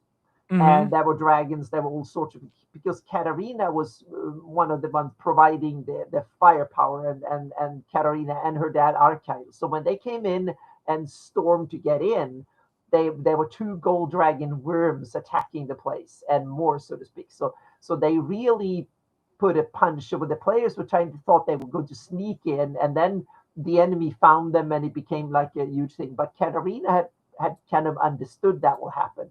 So she had Yeah. called in the heavy artilleries, and when they thought they were going to be wiped out by the guards and stuff outside, they got heavy hitters on their side coming in and wiping that out, so they could sneak in all the commotion. And then afterwards, when they were finding that some of the prisoners were like demons and really powerful, whatever being, and then someone player came up with like, these things are locked in here. Who the hell are the guards in this place? And then they became even more terrified when they realized that, we've seen all these things that want to eat us through the when they opened and looked into one of the cells and stuff, and there were like a hand coming out to grab them and almost killed them instantly. And they were like, damn, what is guarding this? And then they were like, So yeah, that was a great adventure. We had so much fun. It was like a horror show times two. We had a lot of fun playing that. Yeah, that man, that's a really great take on the whole Thrommel thing. I like that. It's an unresolved, still to be resolved issue. And that's how that's kind of makes it. I think that's awesome. I think it was in. Was it? Yeah, it had been returned to Temple of Elemental Evil that they turned him into. He was a vampire. Yeah, Jay knows everything, but originally he was described. He was like an illusion of a vampire. And it was an illusion. And then in the return to, he became a vampire. And and everybody hated that. So he kind of that. And that's the thing. Meaning, we have. A running that joke wrote the Return of the Elemental Evil. He's done so many awesome stuff with the gaming community over the years, and so many awesome products. But Temple of Elemental Evil was well produced, but not so well researched, so to speak. So that was my problem. It took too many. He liberated the lore a bit too much, in my opinion. So and I think Greyhawk for that, I love it. And I probably counter a lot of, because there's people that hate Q1. I love Q1 for what it is. I love the Temple of Elemental Evil. Now I will acknowledge that there are things wrong in it, or things that are a little daunting. And I get a lot of people asking, like, well, how do you translate this or what? Because a lot of it, doesn't make sense. You have to throw your own spin. Exactly. You have to throw your own spin. And we also have to realize a lot of these old content. First of all, it's the early days of the hobby.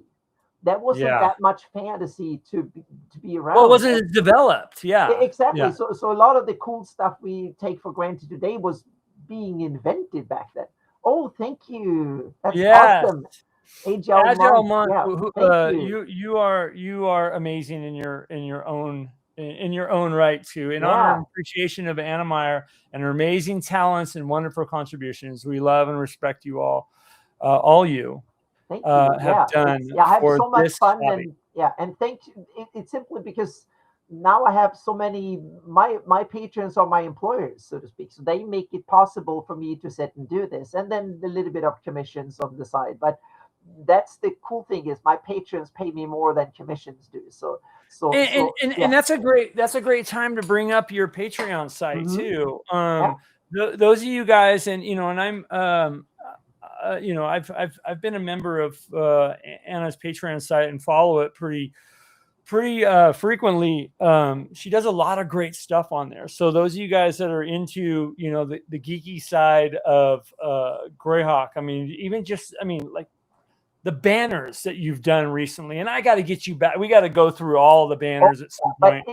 My role is to provide material that can be used by gamers, so to speak, by Greyhawk gamers and DMs and stuff. That's the idea. So I provide the maps I see as a canvas to play out the stories and stuff, and it's all Creative Commons.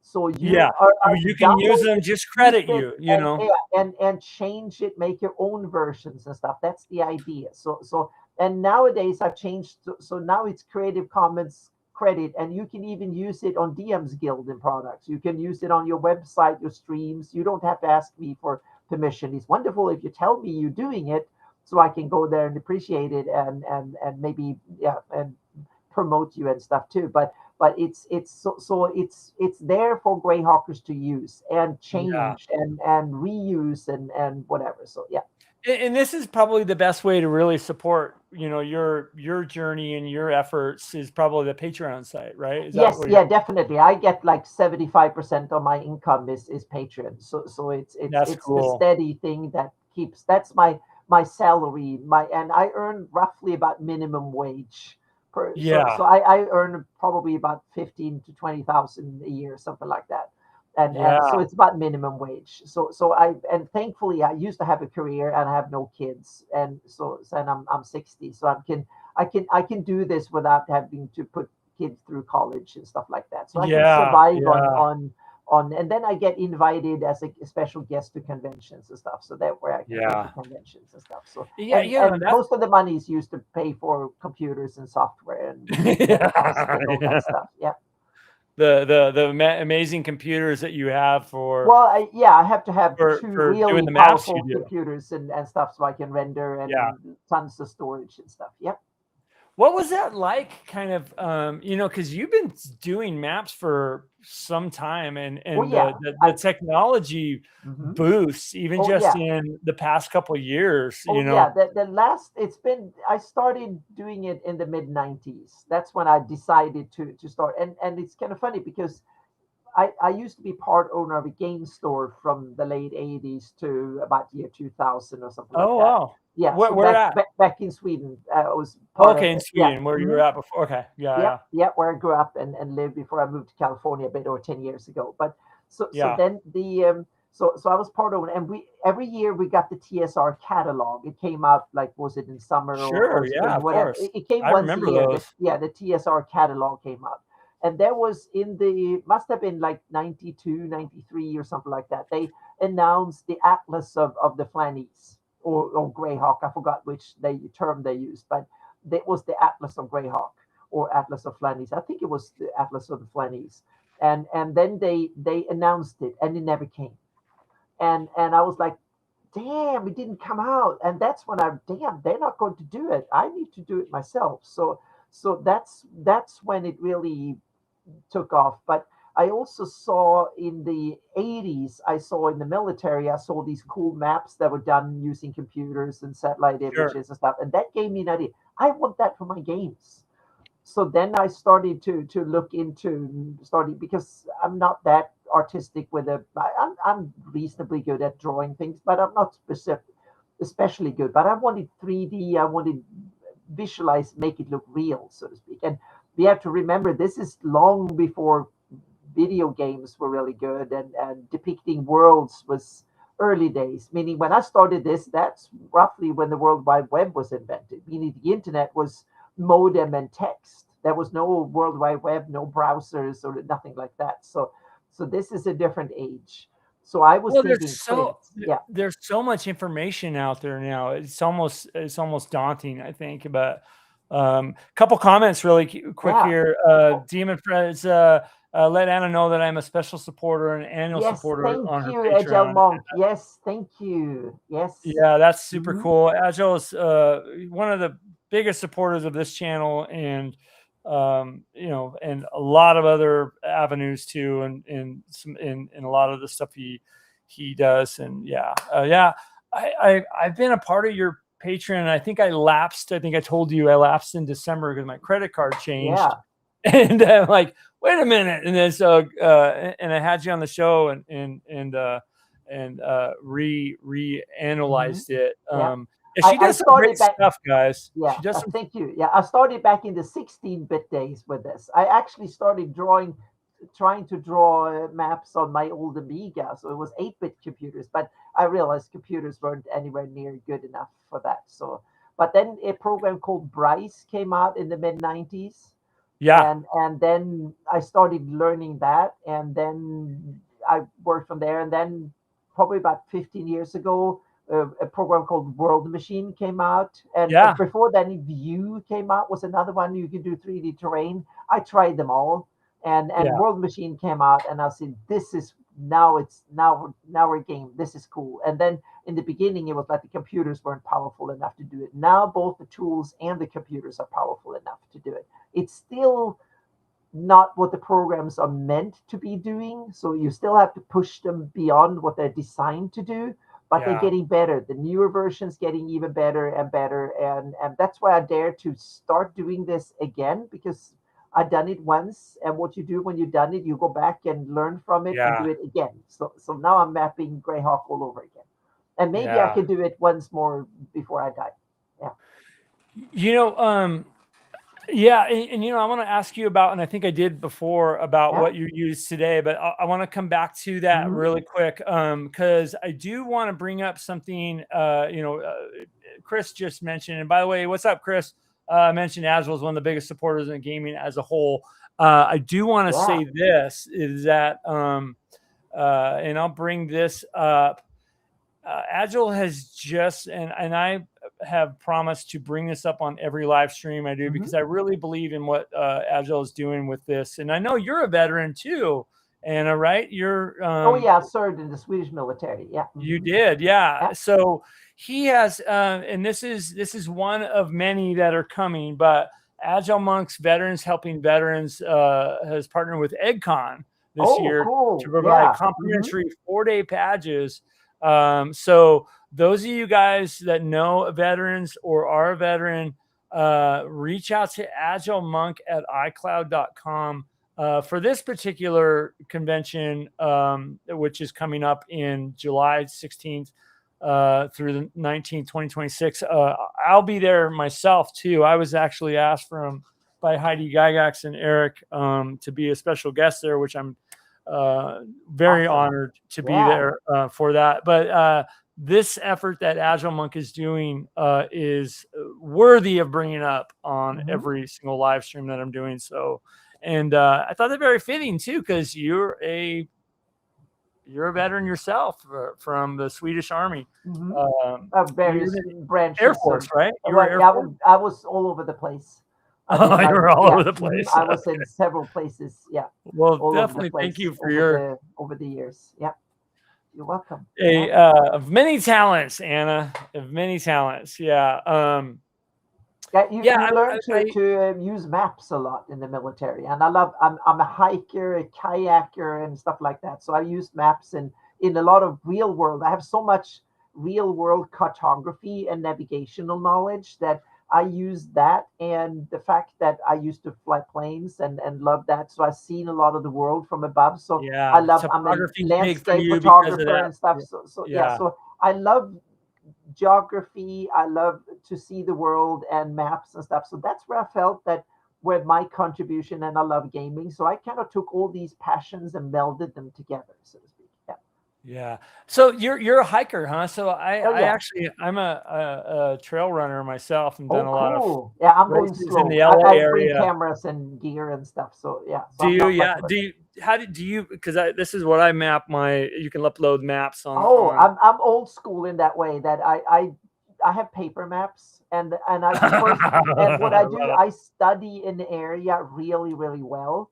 Yeah. And then I use the paper map as a reserve and my phone, but I usually go out in places where there's no reception. So you have to store all the maps locally, and the battery might run out. So I just turn off my phone, and then I have a backup of paper maps. So I bought maps of all the areas that I'm hiking, and then I just go out, and I usually hike 4 or 5 miles out, and phone coverage usually stops a mile or two. When you go over the first hills or mountains, then you're screwed. There's no coverage. Especially where you're at right now, too. There's a lot of great hiking. A lot of great hiking and trails. And up there, mountains, and it's wonderful here. So you can get lost in places here. So yeah, it's so good. Yeah, here in Montana, just out the back. You have even better than hiking. We're in the Sierras, so there's so much. I mean, just out my yard, there's 70 miles of trails. Yeah, and we have some trails, a few miles just out the door, and then I can drive a few miles, and we have lots of. We have Chuck Wheat's Peak, that is fantastic, a 10,000 feet high mountain that is our local 10 miles away. And it's fabulous. I've hiked that one 3-4 times. It's awesome. There are hundreds of miles of trails. You can go all over to Palm Springs, up in the mountains. It's gorgeous up there. Yeah. Yeah, I know that area pretty well. I've hit a lot of you've come here. I know where you've told me where you're at, and that area's got a lot of great outdoor stuff. Yeah. So back to the maps, and I think I asked you last time you were on here, what do you use today? I use my basic go-to for the last decade have been a program called World Machine. That is, it's a program called World Machine that you create 3D terrain with, so to speak, and it's used by game developers, real world geographers, Hollywood, and others use it. They use it for video games, for movies, for scientific use, and game development and stuff. So it's basically a tool where you use fractals and visual programming to create erosion and all sorts of data. So you can either work with real world data, or you can create data from scratch, so to speak. So what I do is I create data from scratch. And now there's other tools too. Gaia is a competitor to it. I've been using for a few years. It's a much newer tool. And both are coming out with new versions. World Machine 5 is coming fairly soon, and Gaia 3, and both of them World Machine is still the stronger program overall, but Gaia is catching up. And it's developed. The World Machine is done by a guy called Stephen Schmidt up in Seattle, and Gaia is done by Quad Spinner. It's a studio in Western India. Dax Pandey is a guy. They're both fantastic, awesome guys. I've chatted a bit and emailed back and forth and stuff with both of them. They're both fantastic, both programmers and avid Renaissance people doing all sorts of cool stuff. So it seems like they have a passion, so to speak, for what they do. And both tools are fantastic, and I love both of them. And I will probably use both of them because they have a little bit different strengths and weaknesses and stuff. So those are my tools. And then I use a lot of Photoshop for mask and texture editing and stuff like that, and Illustrator for creating symbols, fonts, and stuff like that. QGIS to bring the map part together and georeference and stuff like that. So God, you got a lot of tools, huh? And then Blender is another tool to render things a bit and stuff like that. So those are my main go-to tools. I got a funny question here from Agile. I don't know if you saw it, but he said, at Team and Friends, okay, this is a fun one question. Anna, do you like IKEA furniture? Yes, I do. That's the problem. I do. And the funny thing is that I kind of like it even more after moving here, in a way, because it's not that I don't like American furniture, but my favorite is the shelf system called Ivar from IKEA. It's a simple shelf that is made out of pine wood, and you buy these shelf system with the shelves and stuff. Back in Sweden, I had my whole living room was IKEA Ivar shelves, and I often went to there's a site called IKEA Hackers. So I actually made my desk and all the shelf systems, and here I have a few shelves that are not that one because that's sitting over just between the window, but on the other side here. So I have a few IKEA stuff here, but not that much. The chair here is from IKEA, by the way, but it's old, falling apart now, so I need to get a new one. So I love to. That was one of my hobbies, was to tinker with IKEA furniture. So I buy them and then I make them. Meaning I built my own desk to a large degree. I bought the chassis that was up and down, and I bought one that wasn't up to the job, so it fell apart. It was Desk Mageddon.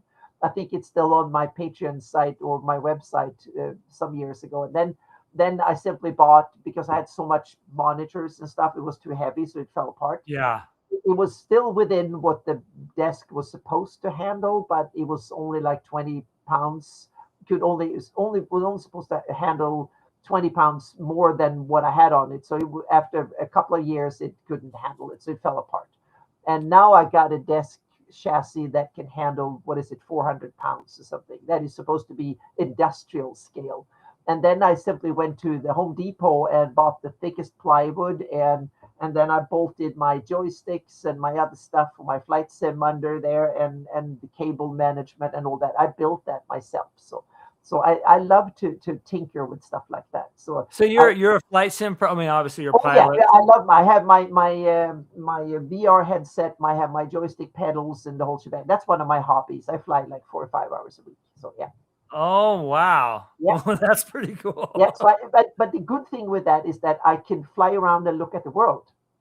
And the graphics is so good now, so you can actually fly to areas and look at what they look like. So yeah, it's perfect to see how rivers meander and flow and how mountains grow out of the landscape and stuff like that. So I literally planned my go around the world. So I flew around South America because South America is the continent that has the most big rivers that aren't regulated. They're not dammed up and stuff.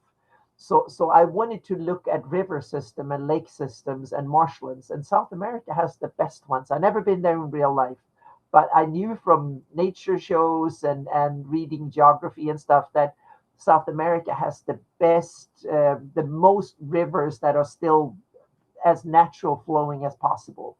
Most of the other big rivers in the world are being regulated.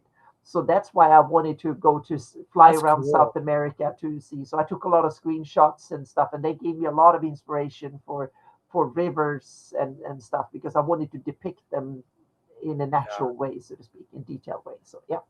I got 2 questions, and I did pin, and they're from both of the same person, DM Greg, Advanced Fantasy Games. I pinned your DM Greg. I did pin your first question you asked at the beginning of the show, and I did want to come back around. And these 2 are kind of connected, so I'm going to bring them up now. And he says, Anna being involved in Melf's Guide to Greyhawk is a huge win for the team. Yeah. Thank you. And please show some of Anna's recent work if you can, which, we'll have you back on and maybe you can't show it anyways or whatever, but I can show a bunch of stuff that I've shown on and go to my Patreon site or my website. Yeah, a lot of it's there too. Have a lot of sneak peeks. And another thing, tune in on Friday to my Twitch channel on Friday evenings, and that way you get sneak peeks on what I'm working. And that might be things there that end up in a lot of products I can't talk about. So yeah. Okay, cool. Then you can ask questions live too, and I might be able to show cool stuff what I'm working on. And I'll put your Twitch channel in the show notes too. And maybe I'll grab it and put it in here right now. So he wants to know. So kind of the question is, have her talk about where she gets her ideas and motivation behind. It's strangely enough, I get seeing the real world as part of the stuff, and meaning I live in a place that is fantastic. That meaning I can go out and experience a lot of the real world, the mountains and the hills and stuff here, and also to have seen. I've been to many countries and I've seen large part of the world. And that is also inspiration. And also coming from Europe, a place where you actually have medieval castles and history and stuff like that. So that's another part of the inspiration.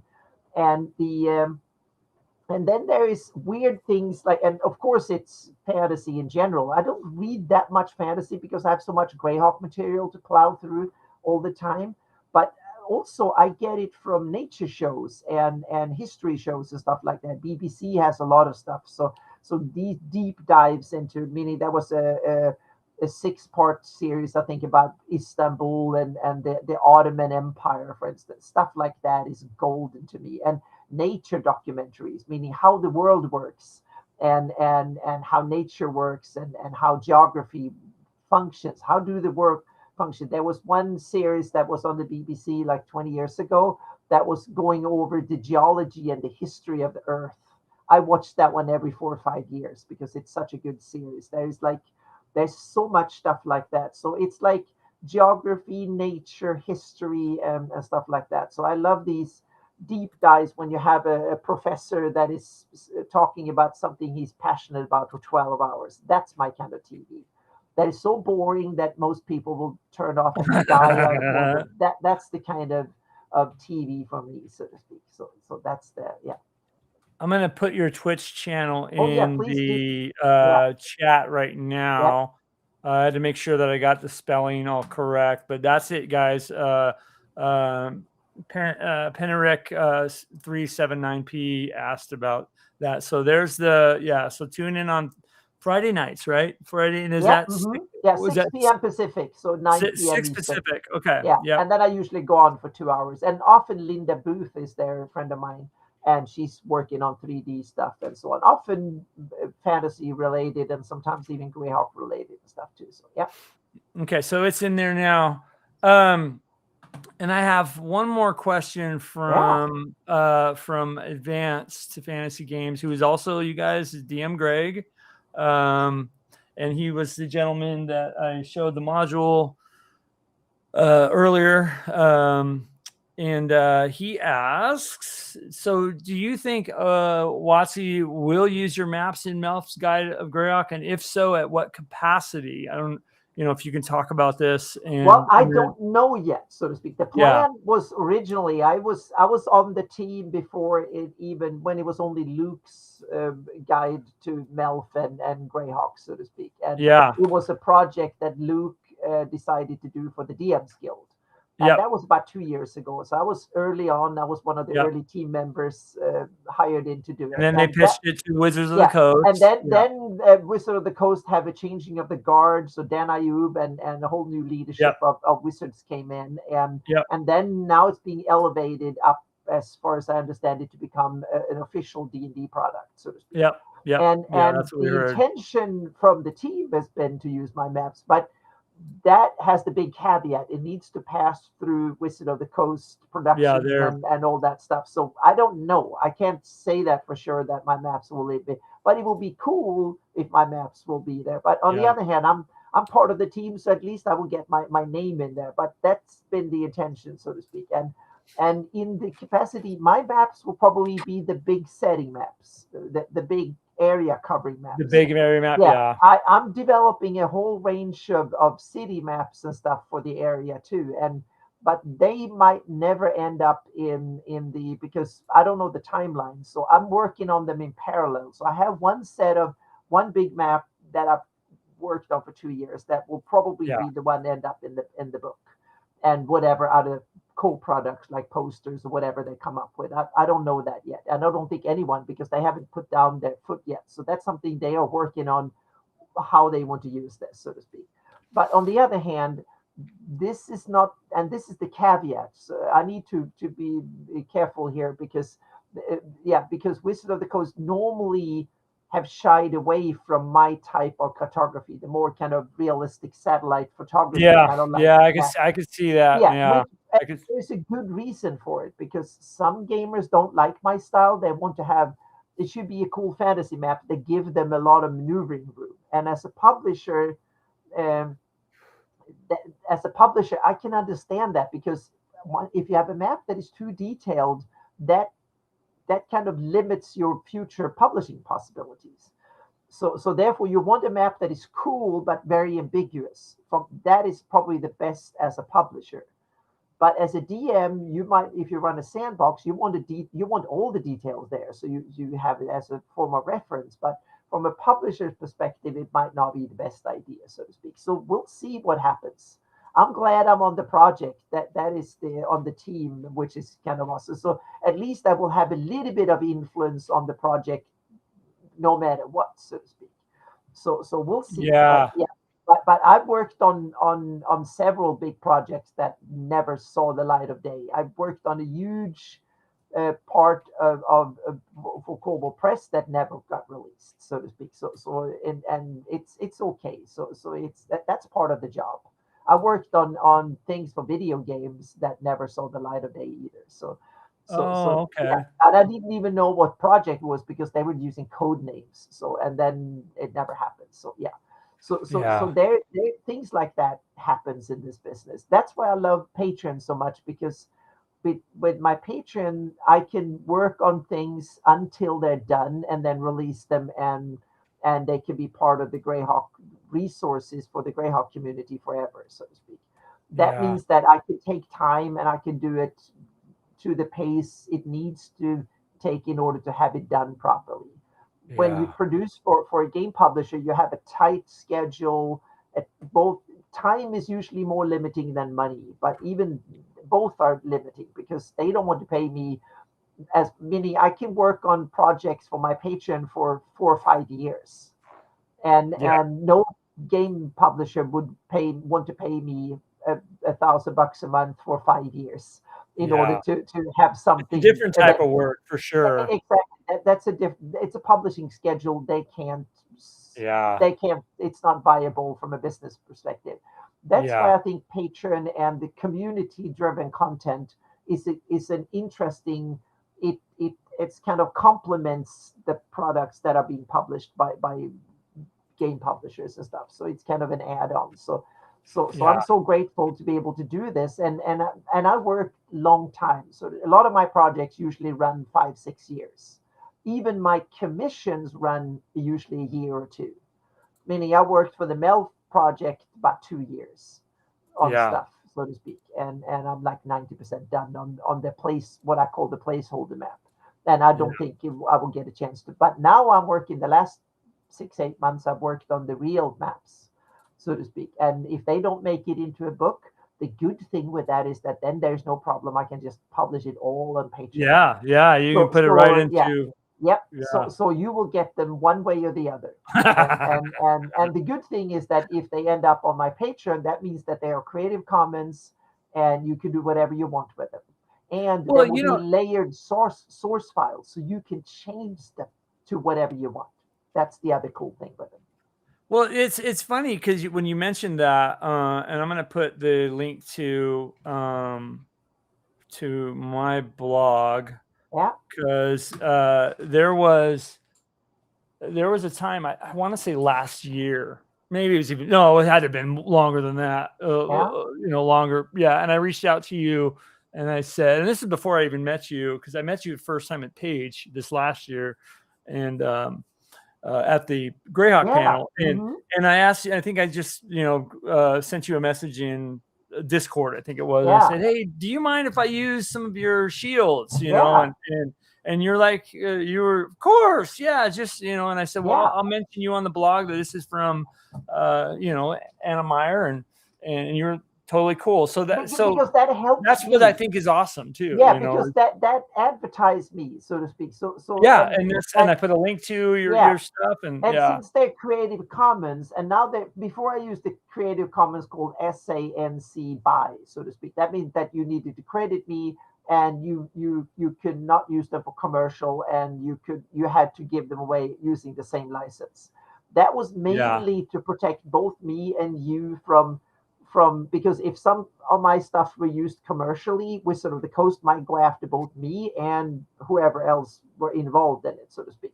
But now when DM's Guild is open for Greyhawk stuff, and D&D stuff is now, the SRD is in the Creative Commons, I switched to now all my Greyhawk content is released under Creative Commons by license, which means that you can credit me and then you can do whatever you want with it. If you want to use it in a commercial product on DM's Guild, or you want to use them in your YouTube videos, on your streams, whatever. And not only that, you can share them. You can make your own version of them and share them.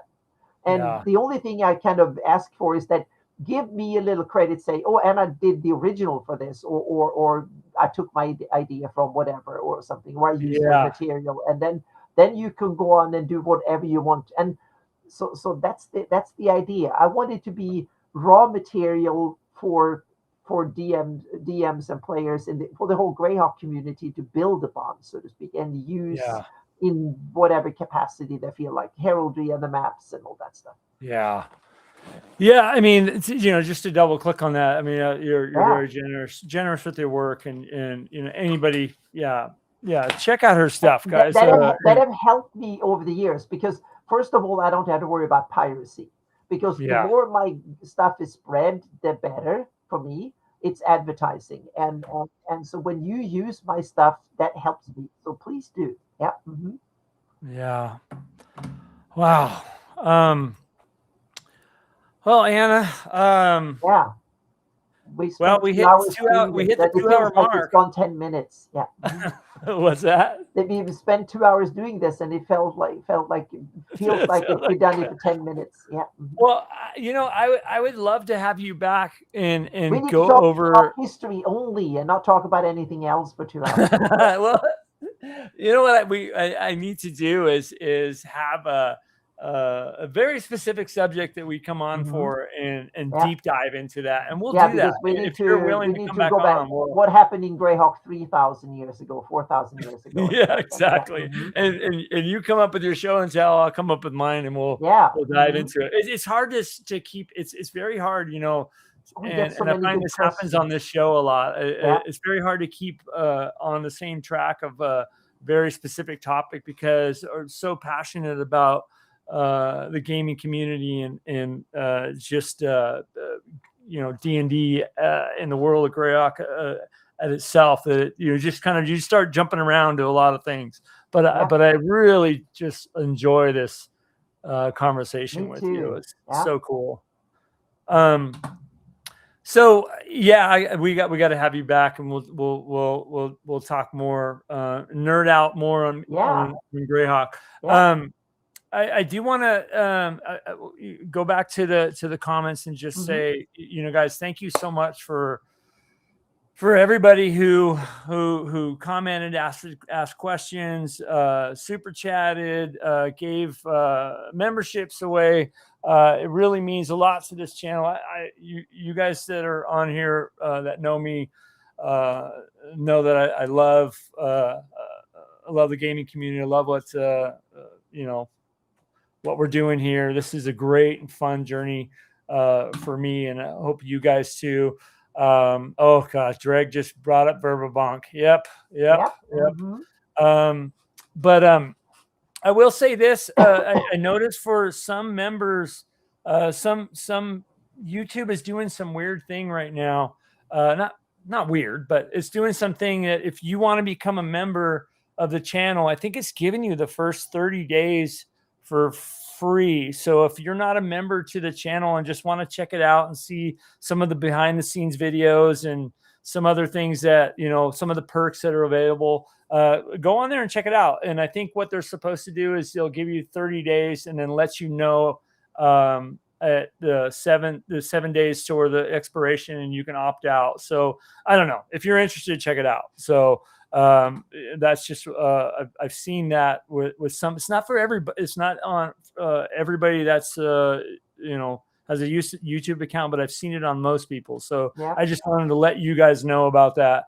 Dreg says Viscony Verbamont led by Viscon Wilfric in the real world means literally king of the realms. I didn't know awesome. That. That meant Gary Gygax, he knew his history. He had done a lot of reading, so there's more to it built in there that meets the eye originally. He loved these words and stuff like that. So it's Greyhawk has a lot of research into it, and it's an amazing creative undertaking. And we also have to remember there was nothing else back, or not much else. Middle Earth and a few other stories, but not much compared to today. And I'm just gonna get on a soapbox here, and that's one of the biggest. I don't know what the right word is, but the biggest gripe I have about the release of the when they put in Greyhawk for 5th edition, they changed the ruler of Verbabonk, and I'm like, why did you guys do that? And there was a little bit of thought that went into that. But anyways, so you guys, we got to have her back. What do you guys think? I think so. It's kind of interesting because a lot of these things were in England were still so influenced by the Normans, that used French was their main language. So for hundreds of years, the nobility spoke French and the masses spoke English, and there was a lot of these titles and stuff that has French influence and stuff. So yeah. What is okay? So Wilfric, what's the roots of that word, that name? as far as, because I mean, he says it literally means king of the realms. But where? Okay, Wulfric Spot died. Okay, Earl of Mercia. Okay, and chief counselor of the state of King. Okay, and that was in England, right? Yep, and we also realized that, meaning England was influenced originally by Celts and Sax, and then later on Saxons and stuff, and then Romans, and then Vikings and Normans and so on. So England is very much a melting pot. Yeah, for so many. And yeah, so exactly. So you had Old English, you had Norse, and meaning the Scandinavian languages that were back then more or less the same. It was like Northern Germanic back then, what the Vikings spoke, and then later came French, and then you had Latin early on during the Roman period, and that's why English is such a rich language with so many words and so many, because it had so many roots. That is really cool. So yeah. Old English. Okay. Yeah. And by the way, Dreg, I miss, don't you know me by now, Dreg? I mispronounce everything. So yeah. Exactly. I'm the guy that, yeah. Well, I'm going to close down here. I do want to say thank you guys again for coming on. Yeah. Thank you, everybody. And Anna, it was a pleasure to have you. Wonderful being here. Thank you for inviting me again. Yeah. And what do we have? So, gosh, okay, I did forget. So, talking about cons, I know DM. Yes, Greg, we get convention. I'm going to. Yes. Yes. He asked that question. Let's do that before we close. I'm going to Iowa. I forgot the name. It's a convention the next one is in the end of June or mid-June. It's in Waterloo, Iowa, a small local con that a friend of mine, Brian Berg, is arranging. I forgot the name of it, unfortunately, but it's there. So it's a small little local con. And then after that, I'm hopefully, depending on, we'll see what the price ticket to get a flight ticket with today's fuel prices and stuff. We never know. But the plan is then to go to Gen Con a week or two after that. Oh, okay. So you're going to be going to Gen Con too. Yes, okay. That's the idea. I'm going to help a friend working at their booth, Inkwell Ideas, to work at their booth, so to speak. So I will be a booth babe for Gen Con. Too old for that, but it's going to be fun. So that's the idea. Work at Gen Con and then go around visiting, say hi to friends and stuff. And after that, it's time for Gamehole Con. In Madison, Wisconsin. Okay. Yeah, Gamehole. And after that, it's Page again next January. And after that is GaryCon next year. That's the plan, my convention. Well, you're going back to Page too, I think, right? Did you say that? Yeah, I was just invited by Ron and company to come as a guest next year as well. Yeah, that's great. Yeah, I'll see you there too. That's awesome. And and I think I mentioned I'm going to be out in your neck of the woods. I think September for Strategicon, and cool. Maybe you'll be able to make an appearance there for a day. I will. If you pop in there, I will definitely drive down to LA for a day and do that. So yeah, that would be really cool. Maybe we can just do some gaming, have lunch and walk the halls and babble and nerd out. Yeah, do a little. That'd be awesome. Yeah. So we got people here saying, and thanks for sharing your wisdom with us. We'll see you at Gamehole. Yeah, that's awesome. From Chris Clark. I will have a seminar at Gamehole and hopefully run a game or two and stuff like that. And then usually participate in some other seminars and stuff. Yeah, you do a lot of seminars too. Yes, that's usually my big thing. Yep. That's my big thing that I'm doing at conventions is seminars. Yeah, so I usually have a 2-hour seminar at conventions I go to and talk about this stuff and inspiration and technique and stuff like that. Yeah. All right. Well, I hate to say goodbye to everyone, but we're at the 2-hour, 13-minute mark and 31 seconds. I think Anna can probably go for another 2 hours, but I have to work in the morning. Yeah. And Anna's got more maps to build. So be sure you guys to check out her Patreon. I'll bring it up one more time really quick. check out her Patreon site, and also check out her Twitch channel. I'll put that in the show notes. I already put it in the chat. You're going to be talking this Friday, I think you said. Yep. And I will be on the Lord Kasumba channel on Wednesday at that is at 7 p.m. Pacific. Oh, sorry, 7 p.m. Eastern time. Yeah, which is which would be your 4 o'clock. Yeah. Yes, exactly. My 4 o'clock. That we have the Legends and Lore show on the Lord Kasumba Twitch channel. Which is an absolute great show. Great show. If you're interested in Greyhawk, we do that every Wednesday. Yep. Yeah. So and there's so much lore that you guys go down. Yeah, we try to have a topic and then we deviate a little bit and babble about some aspect. And we've been doing it 300 times. Jay's really good at keeping on topic, though. We try to steer back to topic again and that stuff. So yeah, and then there's the random person that asks about Thrommel. So exactly. Then we need to tease Jay about Thrommel and some other pet peeves. Yeah, there's a Canadian guy we need to mention to him every episode and stuff too. So, yeah. I love it. Yeah. You guys, you can always see her on Lord Kasumba's Twitch. And maybe I'll put that in the show notes too. But yeah, your Twitch channel too on Friday and all the other great stuff you're doing. So thank you guys. Thank you again. You guys take care and game on.